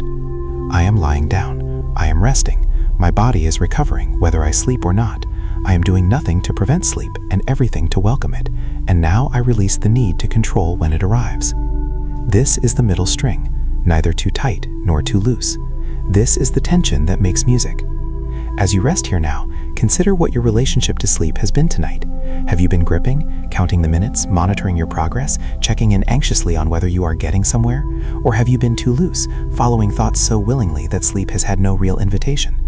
Neither is a problem, simply noticing is enough. And now, from that noticing, let's find the middle. The middle in the body, not rigid, not collapsed. The spine neither perfectly straight nor crumpled, the muscles neither tensed nor completely flaccid. A gentle, natural resting of the body, the way a sleeping animal rests. Dogs and cats sleep with a kind of exquisite physical wisdom, not stiff. Shapeless but perfectly comfortable in whatever position they land in. Breathing in full and easy rhythm, completely at ease. Let your body find that animal ease. Adjust if you need to, with the smallest possible adjustment. The smallest shift that makes this position slightly more perfectly right, and then settle back into complete stillness. The middle in the breath, not controlled, not abandoned, not the effortful breath of someone doing breath work, not the held, shallow breath of someone gripping their anxiety, simply the breath that happens naturally when the body is at rest, easy, slow, full enough without being forced, quiet enough without being held. The middle in the mind, not trying to think, not trying not to think, not monitoring for progress, not following thoughts on their long, winding, sleep-disrupting journeys. Simply here, simply present, simply available. Available to sleep, the way a flower is available to rain. Not reaching out into the sky, demanding the rain. Not closing itself off from the sky, refusing the rain. Simply open, oriented in the right direction, trusting the weather to do what weather does. This is the middle way. In the Buddhist teaching, the middle way is not a compromise. It is not the bland midpoint between two extremes. It is something more alive than that. It is the dynamic, responsive, moment-by-moment intelligence that knows when to apply effort and when to release it, when to engage and when to step back, when to hold on and when to let go. This intelligence is already in you. Your body already knows the middle way. It practices it constantly without your awareness, in the regulation of temperature, in the balance of hormone levels, in the auto-regulation of blood pressure, in the exquisite calibration of the immune response. All of these systems operate on versions of the middle way. Not too much of anything, not too little, but the dynamic, responsive balance that sustains life. Trust that intelligence now. Trust that the body knows how to fall into sleep, the way it knows how to regulate all these other things, not because you are directing it, but because the intelligence that animates it is wiser and more experienced than the conscious mind could ever be. Let the body do what the body knows how to do. Let the mind watch, gently, without interference. Let the breath continue in its own way, at its own pace, as slow and full and natural as it wants to be. The middle way is not a destination. It is a manner of traveling. It is the quality of how you hold yourself in this moment, loosely enough to breathe, firmly enough to stay present, openly enough to receive whatever comes. Tonight, what comes is sleep. It is already coming. It has been coming since you first lay down and began to breathe.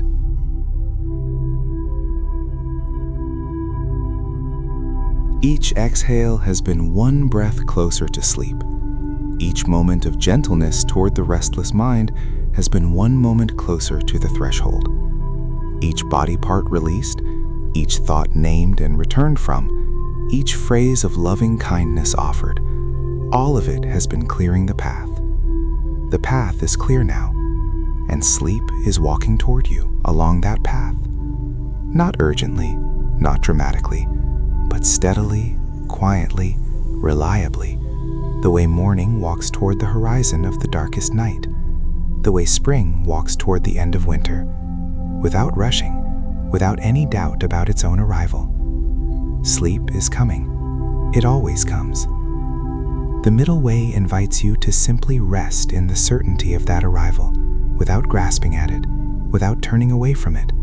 Simply here, simply open, simply breathing in the gentle, patient, perfectly balanced way of the middle string. Not too tight, not too loose.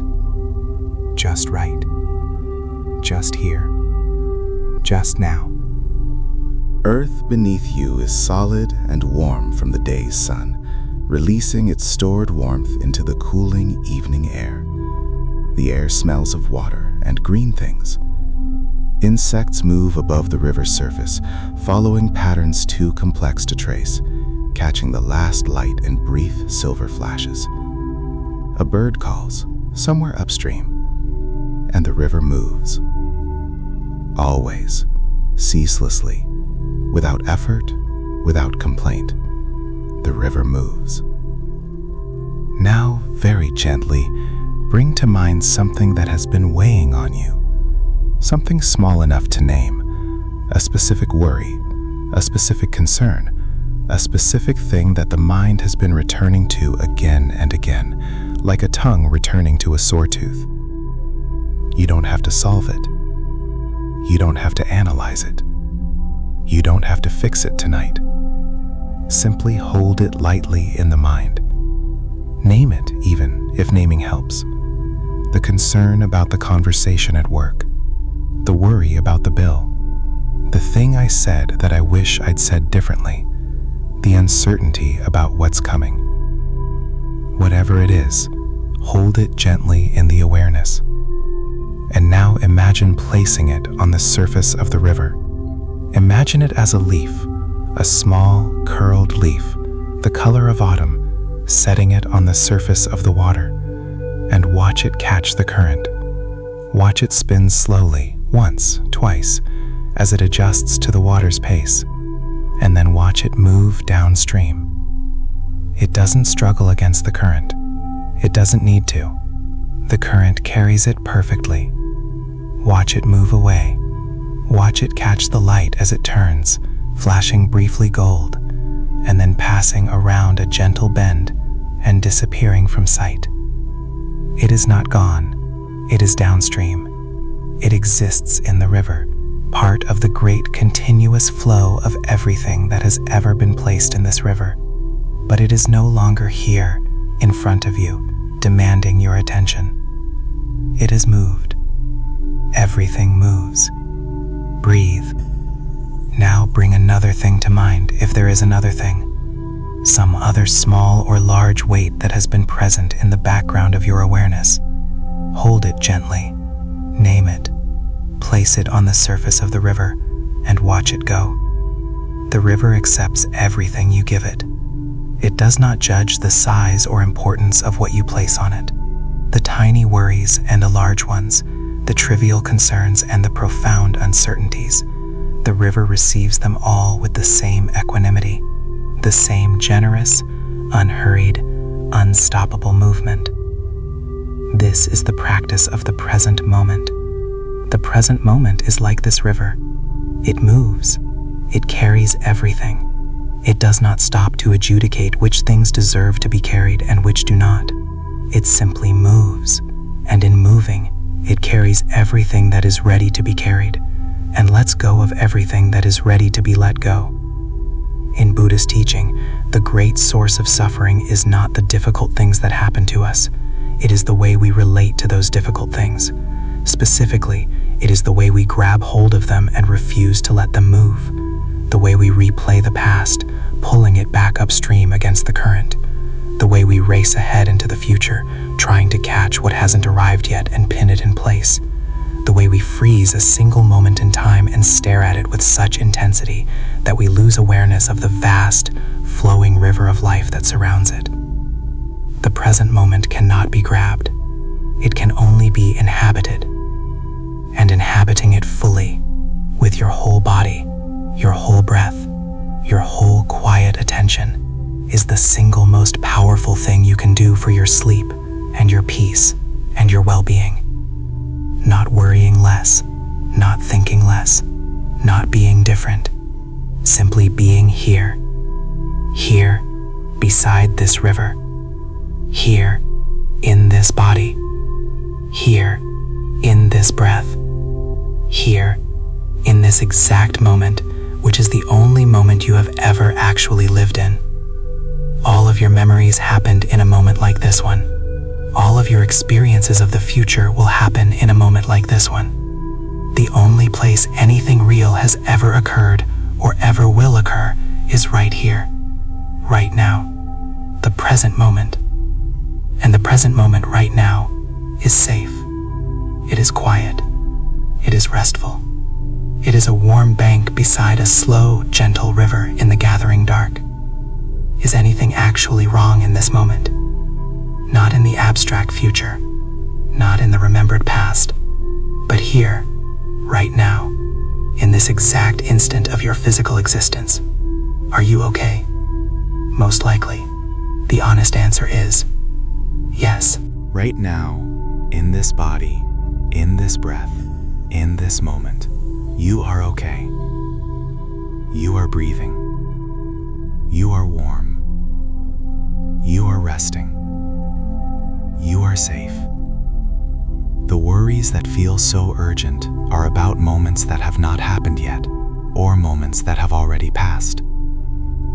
This moment, the only moment that is actually real, contains nothing to fear. Let the body know that. Really let it know. Not as an intellectual assertion, but as a felt truth. Scan the body, quickly, lightly, and ask, is there an actual present moment threat? Is there something in this room, in this moment, that requires defense or action? There isn't. The body can receive that truth now. The amygdala, that ancient, watchful part of the brain that has been scanning for threats all day, can receive the signal. It's okay. No threat here. This is rest time. This is safe time. The nervous system, upon receiving this signal, begins its final settling. The last reserves of waking tension begin to dissolve. The body's chemistry continues its nightly shift, melatonin deepening its hold, cortisol retreating to its lowest ebb, the sleep-promoting neurochemicals rising like a slow tide. You are very close to sleep now. The river continues to flow. Place anything remaining on the river now.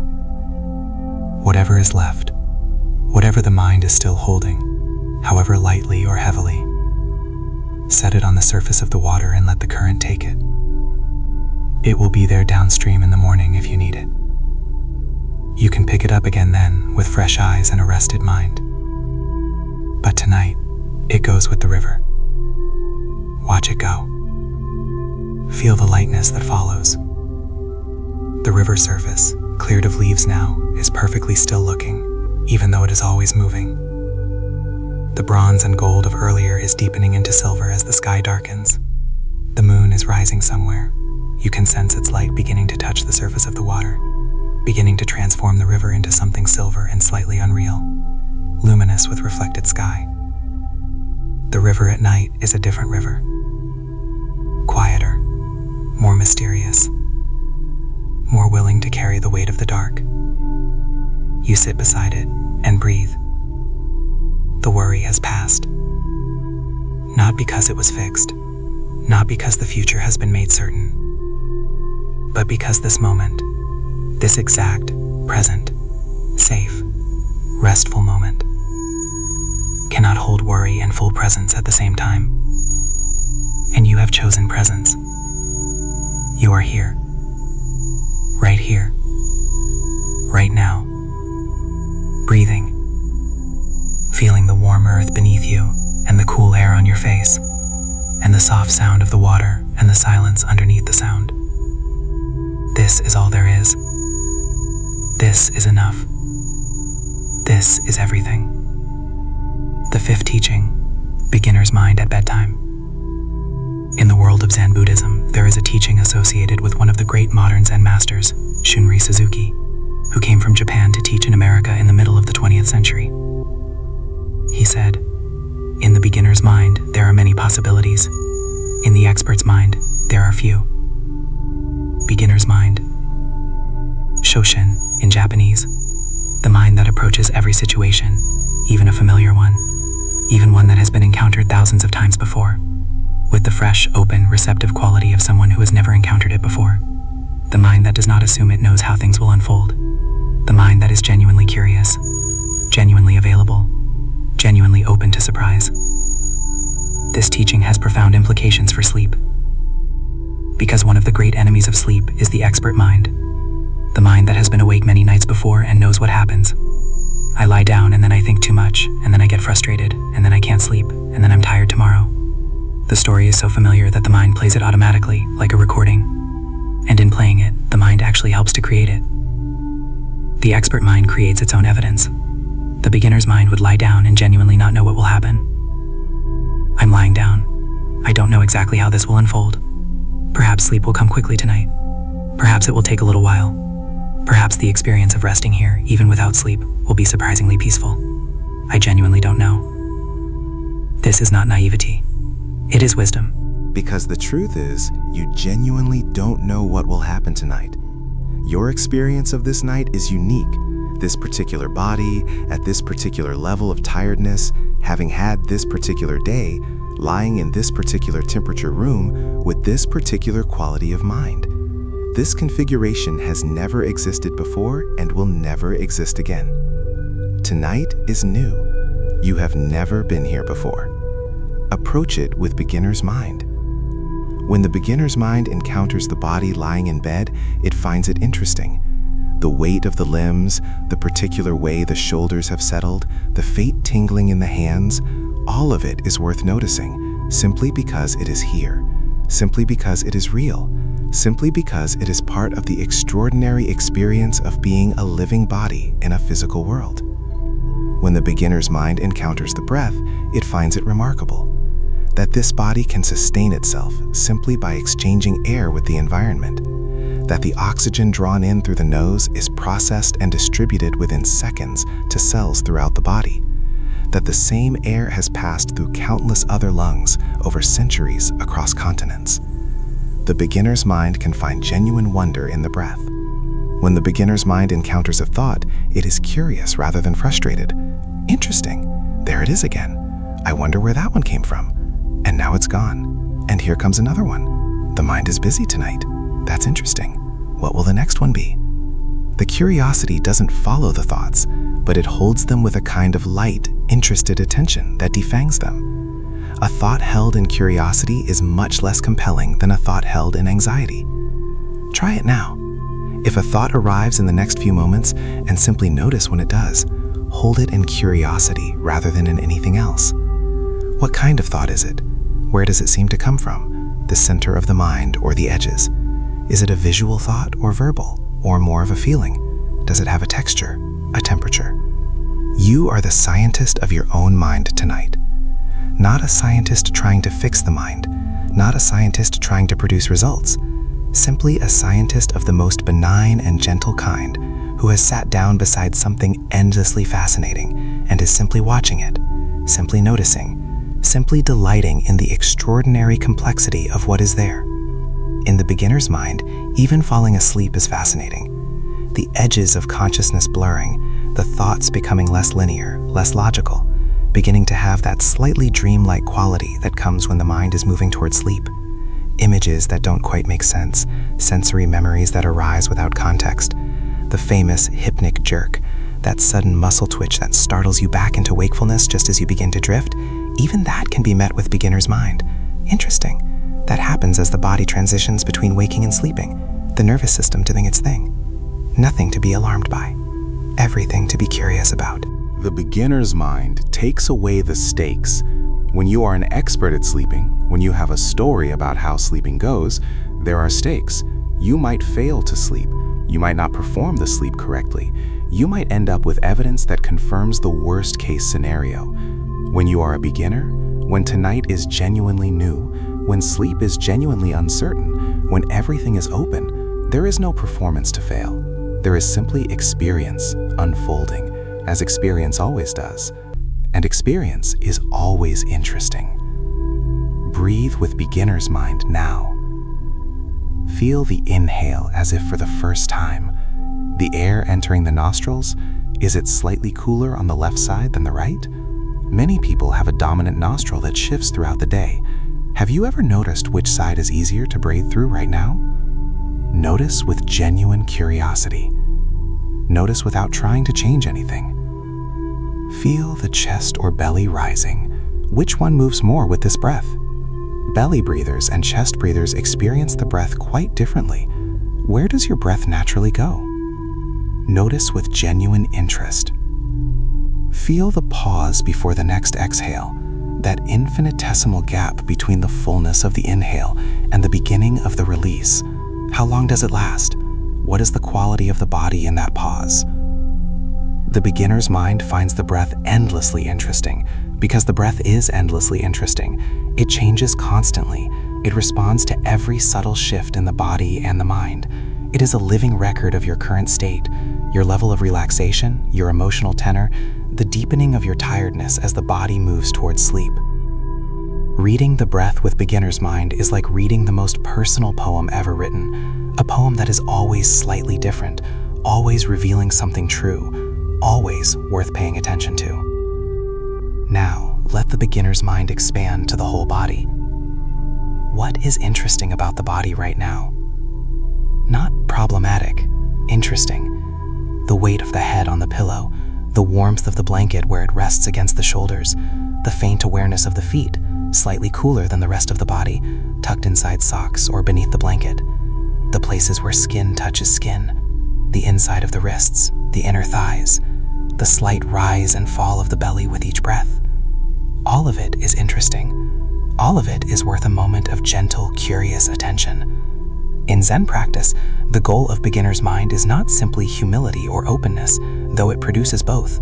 The deeper purpose is the dissolution of the habitual, conditioned, automatic quality of ordinary mind, the mind that runs on autopilot, seeing what it expects to see, feeling what it expects to feel, reacting before it has fully perceived. Beginner's mind breaks the automaticity. It inserts a moment of genuine seeing, of genuine openness between the stimulus and the response. And in that moment, something new can happen, something true, something that wasn't in the script. Tonight, that something new is rest. That something new is the experience of lying here, in this body, in this moment, and finding it genuinely interesting, and genuinely peaceful, and genuinely enough, without the overlay of the expert story, without the self-fulfilling narrative. Simply the raw experience of being alive, lying still, breathing. It is extraordinary when you meet it fresh. It is more than enough. Let the beginner's mind soften into wonder now, the wonder of existing, the wonder of being embodied, the wonder of this particular night, this particular body, this particular breath that is moving through you right now, keeping you alive, sustaining you through the darkness toward the morning. You are a remarkable thing. This moment is a remarkable thing. approach it as if you have never been here before. Because you haven't. This moment is entirely new. The Garden of Letting Go. Let's travel together one more time to a place created entirely for peace. This time, you find yourself standing at the entrance to a garden. The garden is enclosed, surrounded by a low, curved wall of pale stone, overgrown with moss, and with small flowering plants that have found their way into the cracks between the stones. The wall is not forbidding, it is gentle. It creates a sense of enclosure that is comforting rather than confining, like a warm embrace from something very old and very kind. The entrance to the garden is an archway of living wood, a tree whose twin trunks have been trained over the centuries to grow toward each other and meet overhead, their branches intertwining so completely that they have become a single form. Through the archway, the garden is visible, a deepening, soft green dimness lit from within by what appears to be the combined luminescence of the moon and of the plants themselves, as if everything in this garden carries its own soft inner light. You step through the archway. The air in the garden is different from the air outside, warmer, more fragrant, heavy with the scent of blossoms, jasmine perhaps, and something else, something sweeter and less identifiable. The ground beneath your feet is soft, damp earth covered in a thick, cushioning layer of moss that yields slightly with each step, like walking on something living and generous. You move deeper into the garden. On either side of the path, flowers grow in a profusion that is somehow orderly without being rigid. They crowd together, but each finds its own space, its own light. Lotus flowers float in a small, still pool to your left, their petals perfect and pale against the dark water. On your right, a bamboo grove stands in the moonlight, its stems silver green, clicking softly against each other in a faint breeze. The path winds forward. You follow it without urgency, letting your feet find their own pace on the soft moss. Ahead, there is a tree. This one is different from the Bodhi tree of the monastery. This one is a willow, enormous and old, its long, trailing branches hanging to the ground in a curtain of green that moves like water in the slightest breath of air. The willow is one of the great trees of letting go. Its very form embodies the principle, the downward hanging, the yielding, the willingness to follow gravity without resistance. You walk to the willow, part its long, curtaining branches, and step inside. Inside the willow's curtain, there is a secret, a pocket of almost total stillness, enclosed by the hanging branches, softly lit by the ambient light of the garden beyond them. It is like being inside a green lantern, like being inside a thought that is only about peace. In the center of the space, beneath the trunk of the willow, there is a mossy hollow, not quite a seat, but the kind of natural depression in the earth that seems to have been shaped exactly for a body to rest in. You settle into it. The moss is soft and cool and slightly yielding, like the most perfect mattress imaginable. The curve of the hollow supports your back, your hips, your shoulders, everything held by the earth in precisely the right way. Above you, the trunk of the willow ascends, wide, deeply grooved, alive with the slow processes of a tree that has been in this garden for centuries. The branches trail outward from that central trunk like rivers flowing outward from a source, each one finding its own path, none of them holding anything back. This is what the willow teaches. Let everything flow. Let everything trail. Let everything hang. Let everything follow the pull of gravity without resistance. Not because resistance is wrong, but because there is a time for resistance and a time for release. And this, right here, right now, in this moss hollow, beneath this ancient tree, inside the curtain of long branches, is unequivocally a time for release. Let's use this place for a practice of deliberate letting go. I'm going to name some categories, some of the things that human beings typically carry into the night, the things that make sleep difficult, the things that keep the mind spinning long after the body has given up. And with each category, I invite you to notice whether you are carrying anything in that category tonight, and if you are, to simply meme it and place it gently at the roots of the willow tree, to let the tree take it for you, to trust that the tree is ancient enough and rooted enough and strong enough to hold whatever you offer it, without complaint, without strain. The first category: unfinished conversations. Is there a conversation from today or from earlier this week that feels incomplete? Something said or unsaid? Something you wish had gone differently? Something still hanging in the air between you and another person? Name it quietly inside and place it at the roots of the willow. It will be there tomorrow if you need to return to it, but tonight it rests here in the care of something old and patient enough to hold it. The second category: decisions not yet made. Is there a decision that has been waiting for you? Something you need to choose between and haven't yet found the clarity to decide?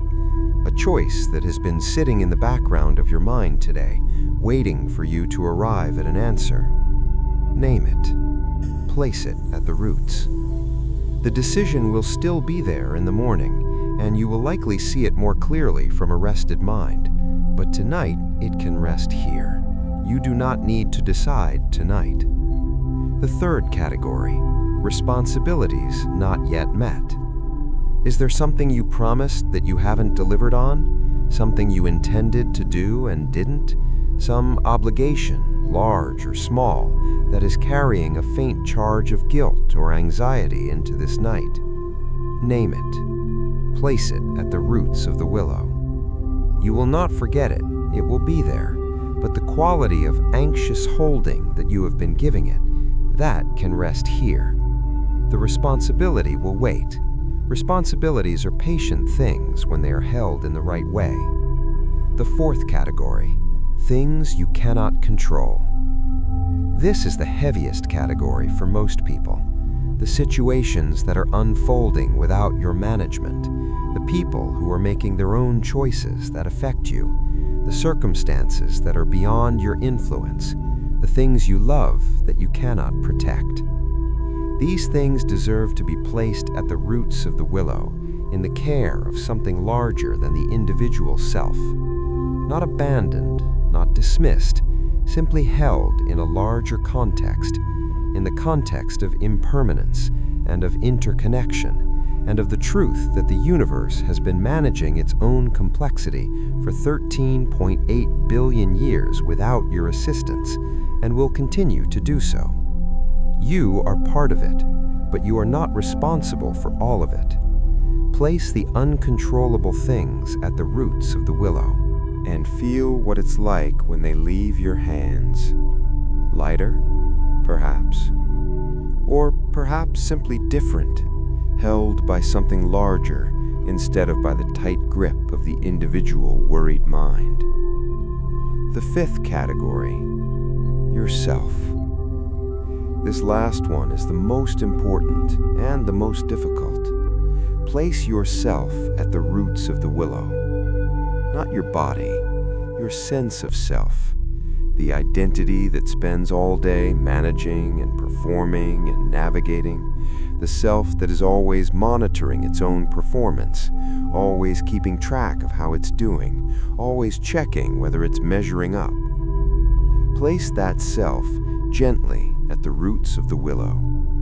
Let go of being you for just this night. Not permanently, not in a frightening way, simply the way you let go of being you in every dream, fully, freely, without concern about continuity or consistency or coherence. For these hours of sleep, you are not required to maintain the project of self.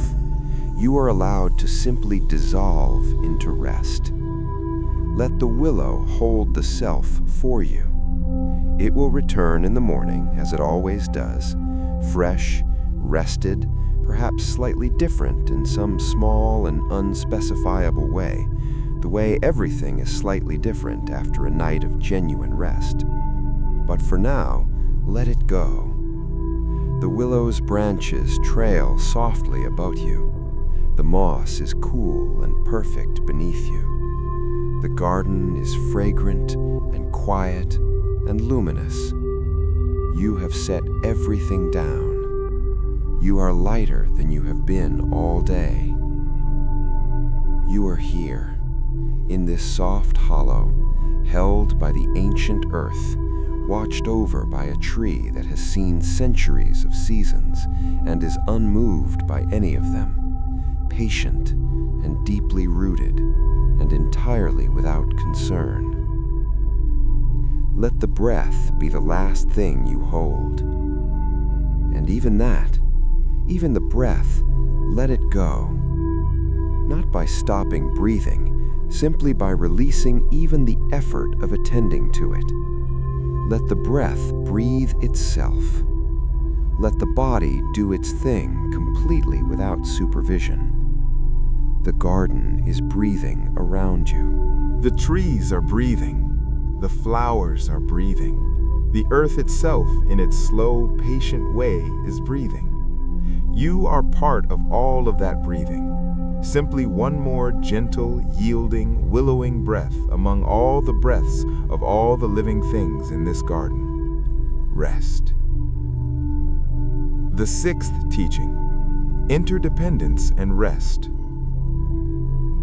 There is a concept in Buddhist philosophy called pratyet samutpada, which translates roughly as dependent origination or interdependence. It is one of the most complex and also one of the most beautiful ideas in the history of human thought.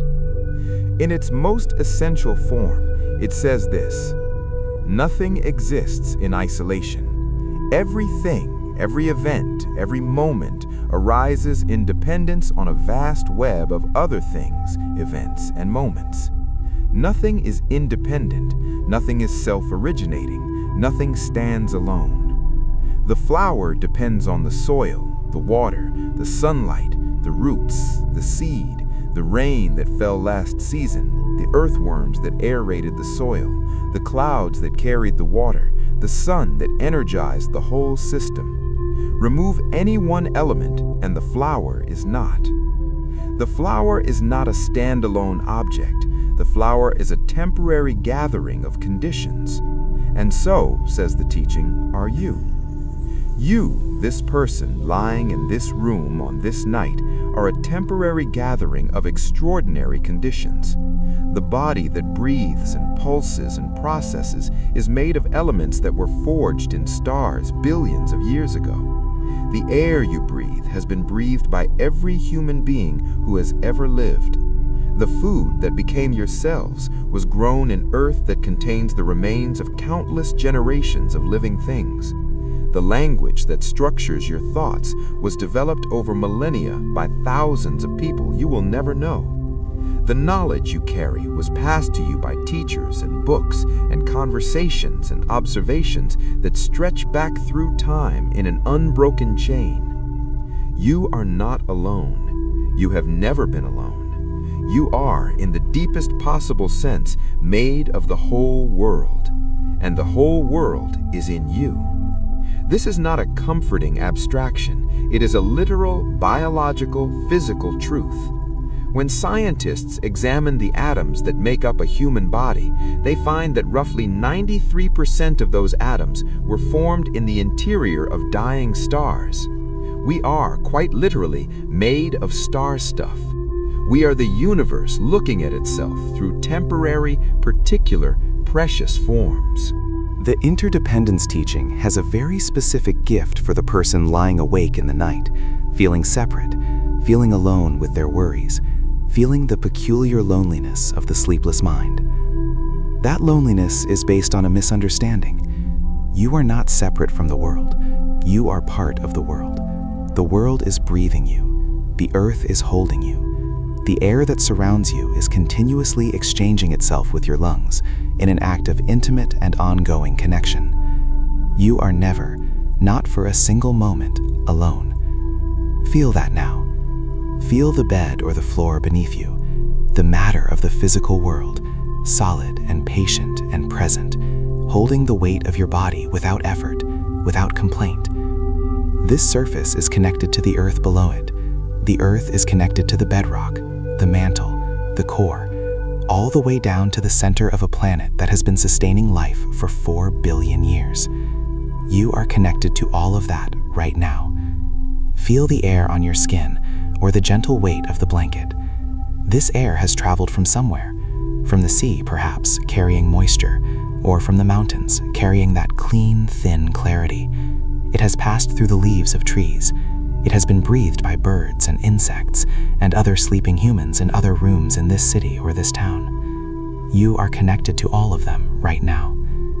And somewhere, in many somewheres, other people are lying awake tonight as you are. They are breathing as you are. They are carrying their own weights and worries, their own beautiful, imperfect human concerns. They are tired as you are. They are hoping for sleep as you are. You are not alone in this. You are, in fact, in extraordinarily good company. Every human being who has ever lived has known nights like this. The sleepless, restless mind, turning its thoughts over and over in the dark. The search for peace that seems just slightly out of reach. The longing for the morning that keeps not arriving. This is part of the human experience. This is part of being alive in the way that human beings are alive, with complex minds and anxious nervous systems and deep, caring hearts that take the world seriously and feel everything deeply. Your struggle tonight is not a sign that something is wrong with you. It is a sign that you are alive, that you care, that you are fully, vulnerably, authentically human. The teaching of interdependence says, you are connected to every human being who has ever struggled with the restless mind. You are connected to the Buddha, who sat by a river and found the still center at the heart of all the turbulence. You are connected to the monks in the monastery who rose in the night to meditate, not because they were enlightened, but because they were human beings who had learned to be curious about the mind, rather than afraid of it. You are connected to every meditator who has ever sat, every tired person who has ever prayed, every sleepless mind that has ever turned, finally, from the struggle against wakefulness to the simple, accepting presence of the present moment. You are part of that great lineage. You are held by it, and in being held by it, you are not separate from anything. This interconnection extends beyond the human. It extends to the animal world, the creatures sleeping in their burrows and nests and beneath leaves and in the mud at the bottom of ponds, all of them engaged in the same fundamental act of rest and restoration that you are engaged in right now. It extends to the trees, which do not sleep as animals do, but which enter their own nighttime mode, photosynthesis stopped, growth slowing, a kind of quiet settling into the darkness that is not unlike what you are practicing right now. It extends to the earth itself, turning in its ancient rhythm, carrying everything on its surface through the dark and back toward the light. You are part of all of that turning. You are part of all of that rest. Breathe. Feel the connection to the surface beneath you, the ground, the earth, the immensity of the planet that holds you without effort, without condition, simply by being what it is. Feel the connection to the air, the breath that sustains you, the atmosphere that wraps the earth in a thin, protective, life-sustaining layer, the most extraordinary coincidence of conditions, or the most extraordinary expression of a universe that knows how to create the conditions for its own awareness. Feel the connection to the other breathers, the people in adjacent rooms perhaps, or in the building next door, the animals outside, the trees, all of them exchanging gases with the atmosphere in their different ways, all of them part of the vast, interconnected respiratory system of life on Earth. You are embedded in life. You are held by life. You are an expression of the universe's tendency toward consciousness, toward awareness, toward the extraordinary capacity to look at itself and wonder. And right now, this evening, this expression of the universe is going to rest. It needs rest. All expressions of the universe need rest. The stars rest in their way, in the long, slow cycles of fusion and recession. The earth rests in its way, in the rhythm of day and night. The seasons rest in their way, in the long sleep of winter. And you rest in your way, in the nightly return to the simple, profound, deeply healing state of sleep. This rest is not separate from the universe. This rest is part of the universe's own great rhythm. You are not failing to be productive. You are participating in the rhythm of existence. You are doing what all of life does in its seasons and its cycles. You are resting so that you can renew. You are going dark so that you can return to light. You are letting go so that you can begin again. This is exactly right. This is exactly what should be happening. Feel the rightness of it. Feel the deep, cellular, cosmic rightness of this body, in this moment, in this bed, releasing into sleep. You are where you are supposed to be. You are doing what you are supposed to do. You are connected to everything that has ever existed and everything that will ever exist, and the whole of it is breathing with you, resting with you, turning through the dark together toward whatever tomorrow holds. You are not alone. You have never been alone. Sleep is coming. All of these pass over and through and around the mountain without fundamentally changing what the mountain is. The mountain is still. It has always been still. In the depths of winter, snow covers the mountain. The white is heavy. The silence is profound. The surface of the mountain disappears beneath layers of crystal and cold, and the mountain is still. In spring, the snow melts. Streams run in 100 rivulets down the mountain's sides. Flowers push up through the newly revealed earth. Animals emerge from their dens and begin to forage on the mountain slopes, and the mountain is still. In summer, the mountain is warmed by the long days. The vegetation is lush. Hikers climb its trails. Birds nest in its crags. The light plays across its changing surfaces from sunrise to sunset, and the mountain is still.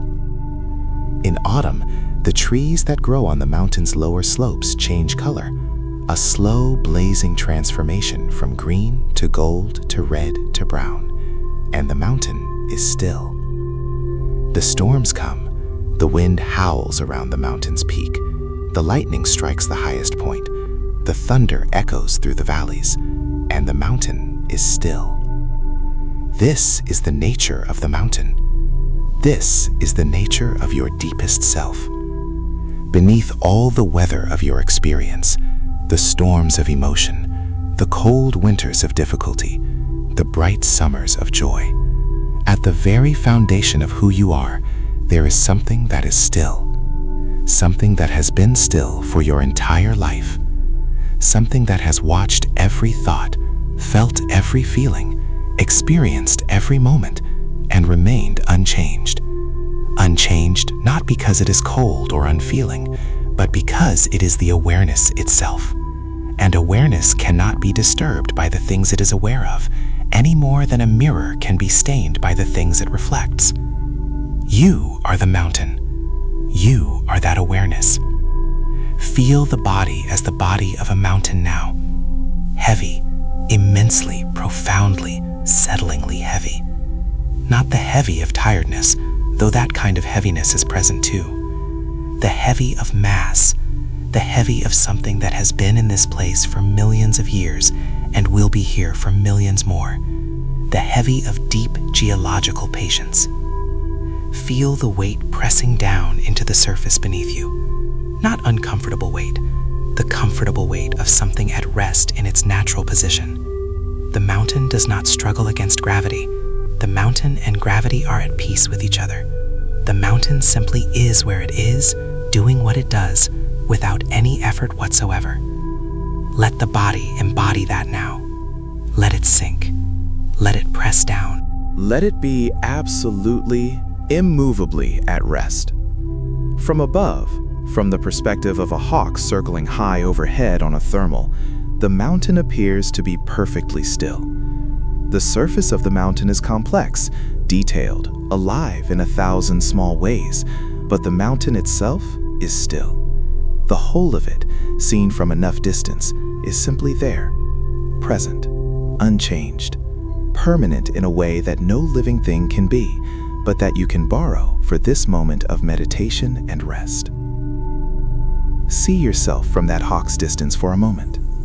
The body in the bed, from above, from the hawk's vantage, so small, so still, rising and falling with each breath, the breath being the only movement, the chest rising, falling, the belly rising, falling.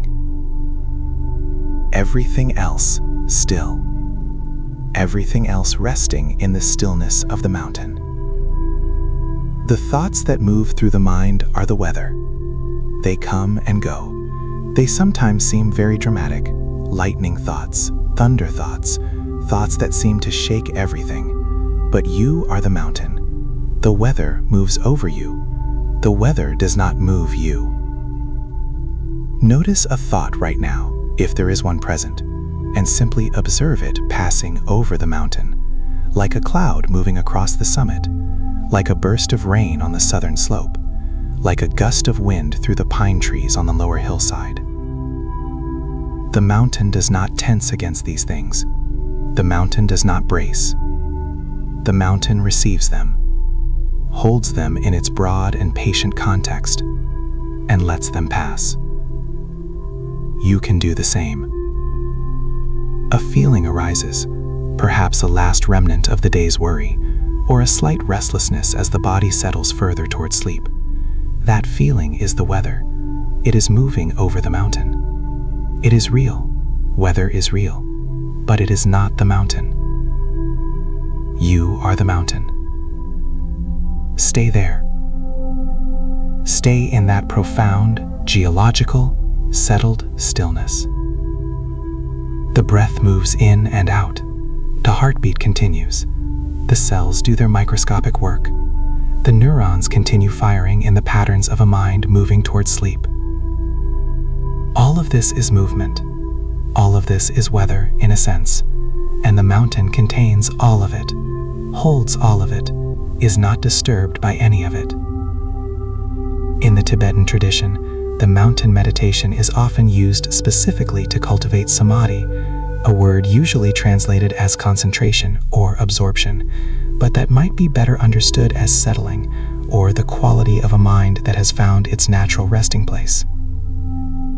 Samadhi is not a forced concentration. It is what happens when the mind stops scattering and begins to gather, not to a tight point like a fist, but to a gentle, expansive settling, like the mountain settling on its bedrock.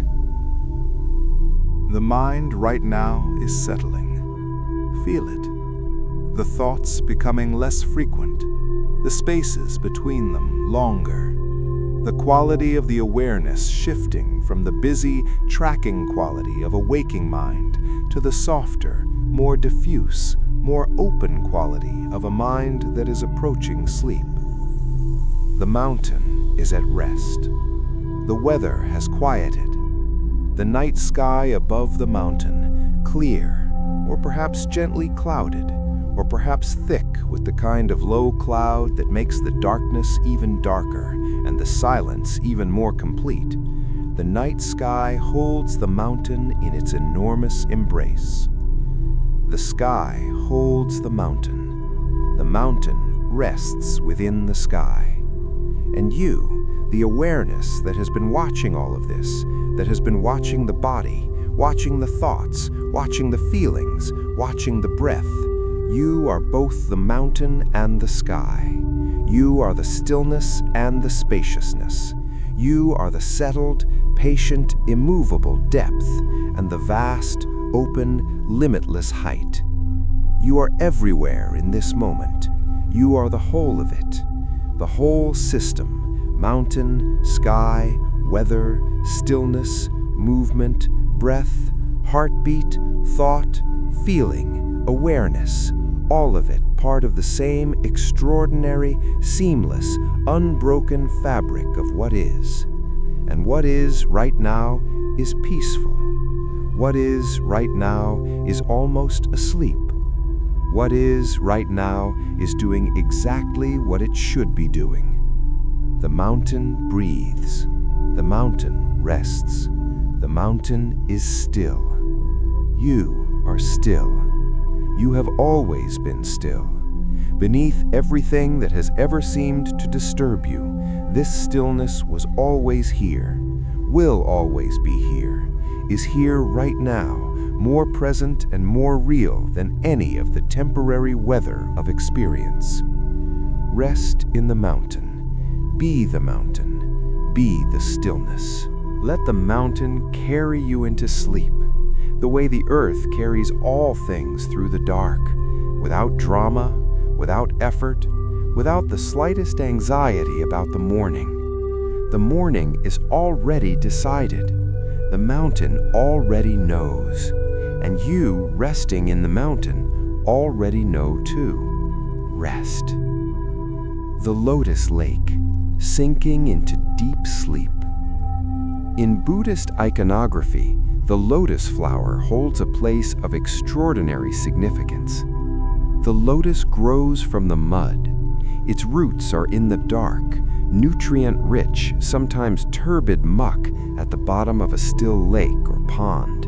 And from those roots, the stem rises, upward through the dark water, upward through the murk, until it breaks the surface, and from that breaking emerges a flower of extraordinary beauty, clean, perfect, unblemished by the mud it came from, open to the light, serene. The lotus is the symbol of the possibility of awakening within ordinary life, of purity that does not require a pure environment, of beauty that emerges from, rather than despite, the complex and often difficult conditions of a human existence. Tonight, we are going to the lotus lake. Imagine a lake, circular, still, enclosed on all sides by a gentle bowl of hills that protect it from wind. The surface of this lake is covered, edge to edge, with lotus flowers, hundreds of them, thousands, each one perfectly open, perfectly white, the petals holding a faint luminescence in the moonlight, as if the flowers are generating their own soft light from within.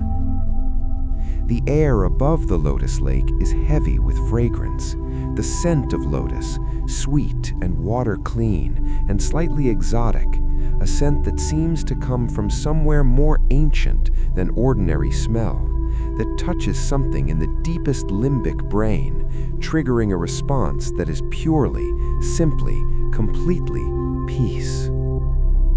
You are standing at the edge of this lake.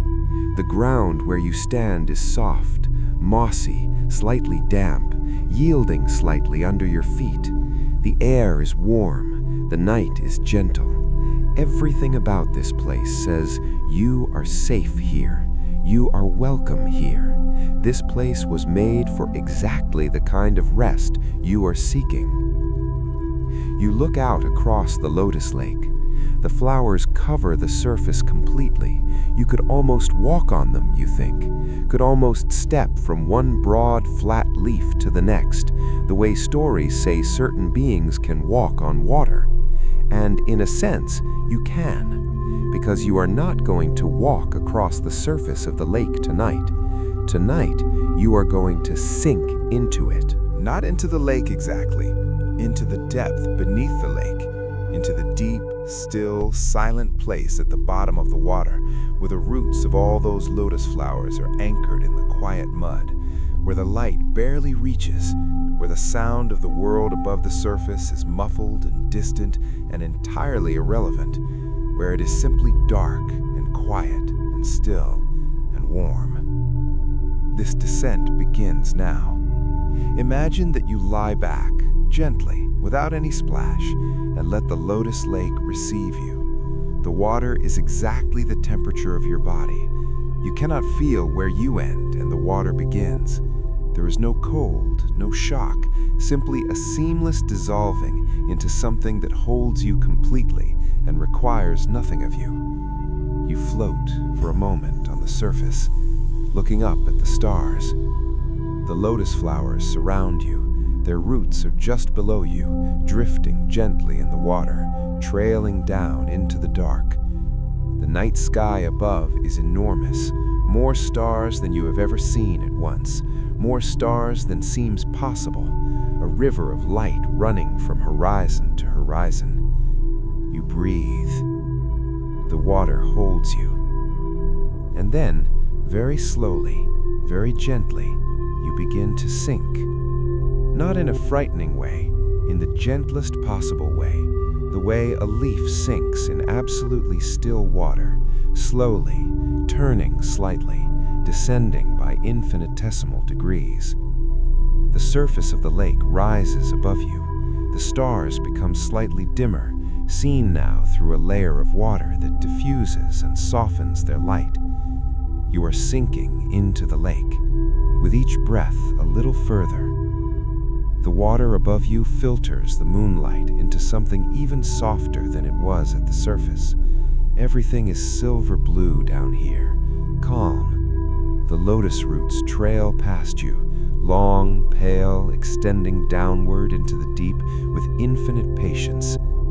The sound of everything above the surface, the world, the concerns, the busyness, the whole complicated, demanding, extraordinary life you are living, all of that is muffled now, distant, as if it exists in another room, in another building, in another version of the world that you have temporarily stepped away from. Down here, in the lotus lake, there is nothing to do. There is nothing to fix.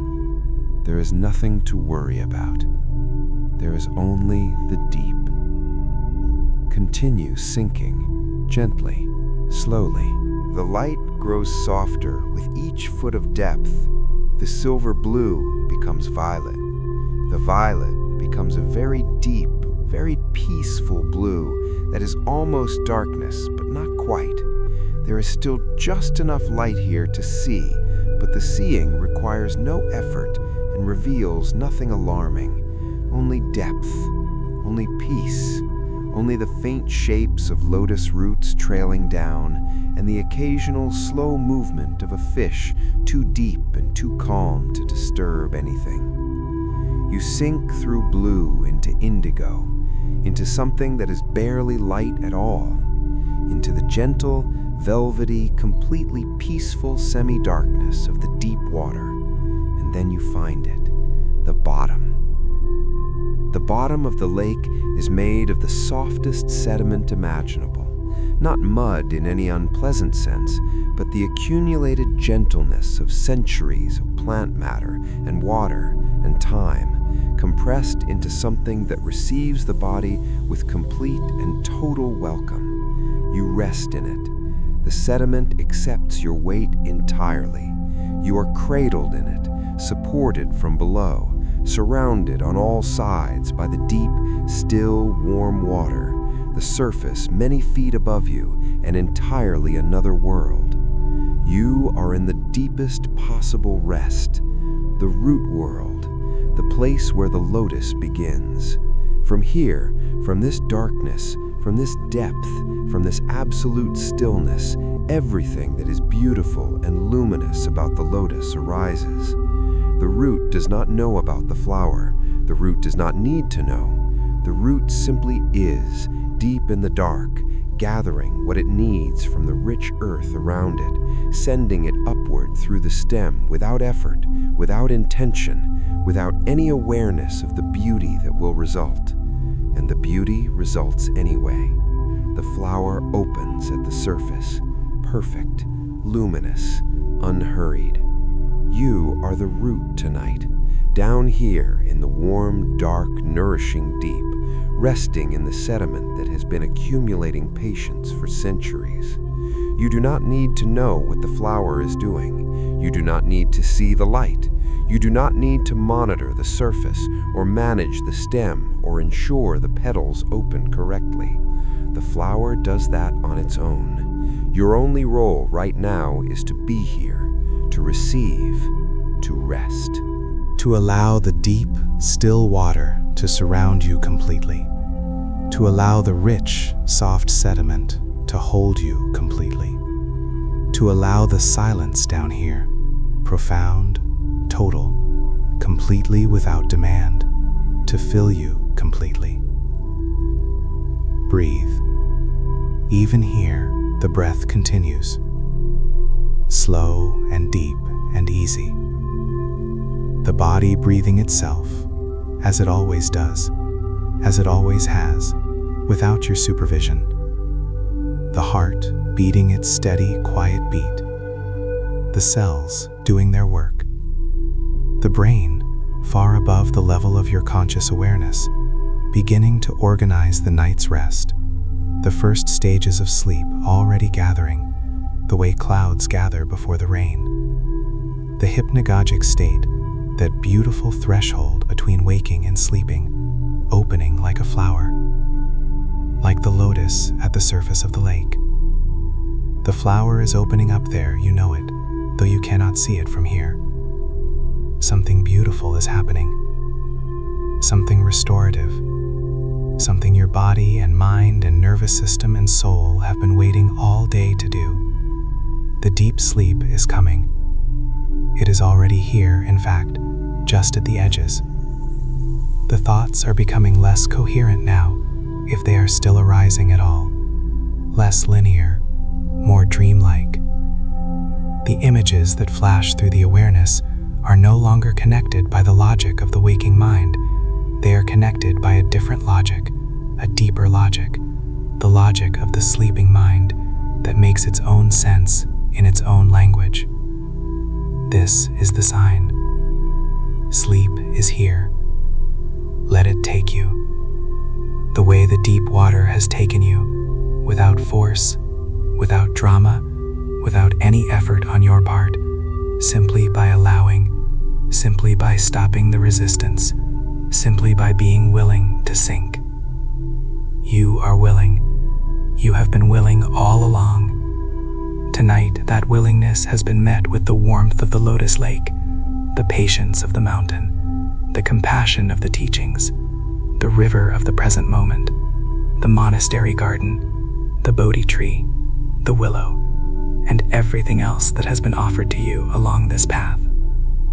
It has all been bringing you here, to the deep, To the warm, to the still, to sleep.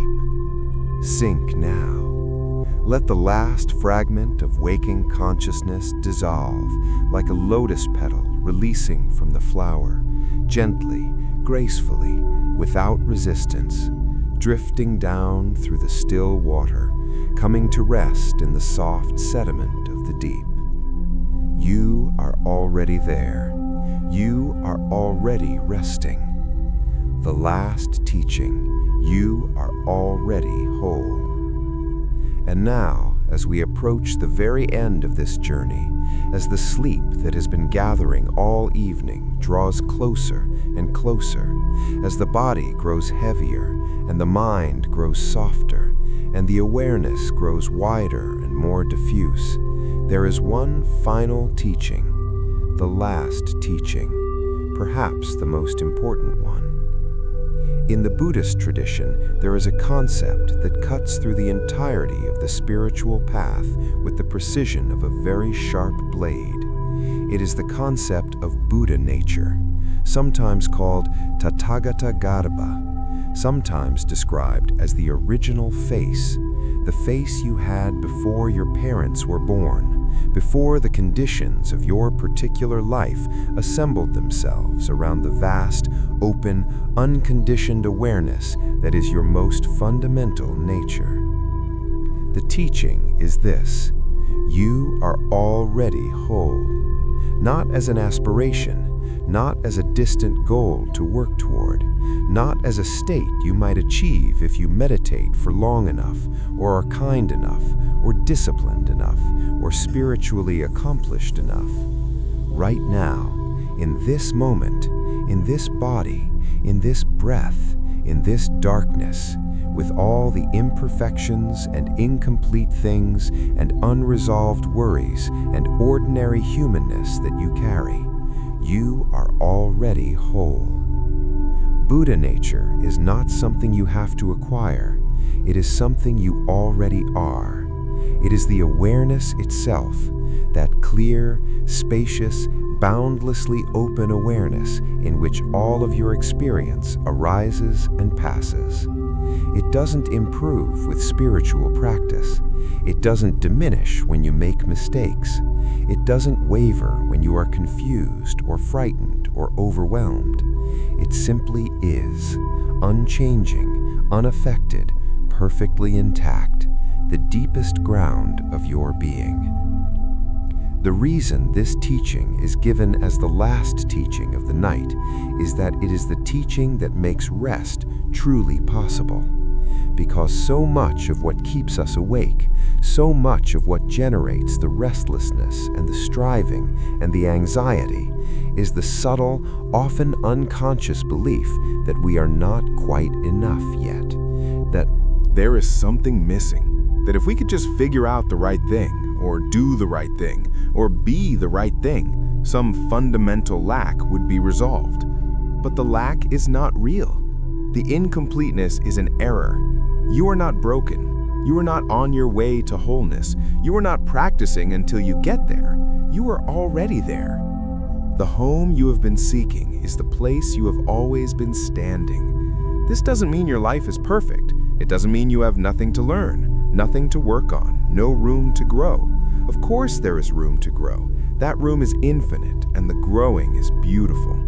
But the growing happens from wholeness, not toward it. It is the expression of something already complete, in the same way that a seed does not grow into something more than a seed. It grows from the fullness of its seed nature, expressing what it already is into the world. You are the seed and the flower. You are the root and the lotus. You are already, right now, in this moment, everything you need to be. Let that land, somewhere in the chest, perhaps, or somewhere behind the eyes, or in the belly, or in the place that has been quietly aching with the effort of trying. The effort can stop now. The trying can rest. You have arrived. Not at the end of any journey, not at the achievement of any goal, simply here, in the present moment, which is the only place you have ever actually been, and the only place you will ever actually be, and the only place in which any kind of peace or joy or rest has ever been available. Here, right here, this breath, this body, this awareness, this is it. This is enough. This is everything. The Buddha, on the night of his awakening, is said to have touched the earth. He reached down and placed his hand on the ground, a gesture that has been represented in sculpture and painting for 25 centuries since. And what that gesture meant, what that gesture said, was this: I call upon this. I call upon the earth as my witness. I am here. I am completely here. And in being completely here, I am complete. You can make that gesture right now. Not literally, you can stay perfectly still, but in your awareness, make it. Touch the ground of this moment. Call upon the earth beneath you, the mattress, the floor, the foundation, the bedrock, the planet, as your witness. You are here, completely here.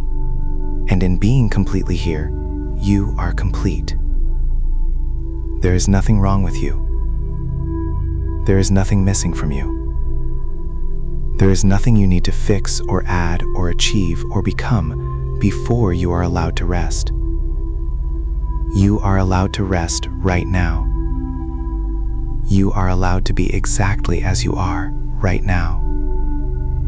The restless mind, if it is still stirring, if it wants to argue with this, if it wants to bring up all the evidence that you are not whole, not enough, not done, that restless mind can be met with the same gentle, patient, unchanging warmth that you have been practicing all evening. Ah, thinking. Return. Ah, worrying. Return. Ah, arguing with the teaching. Return.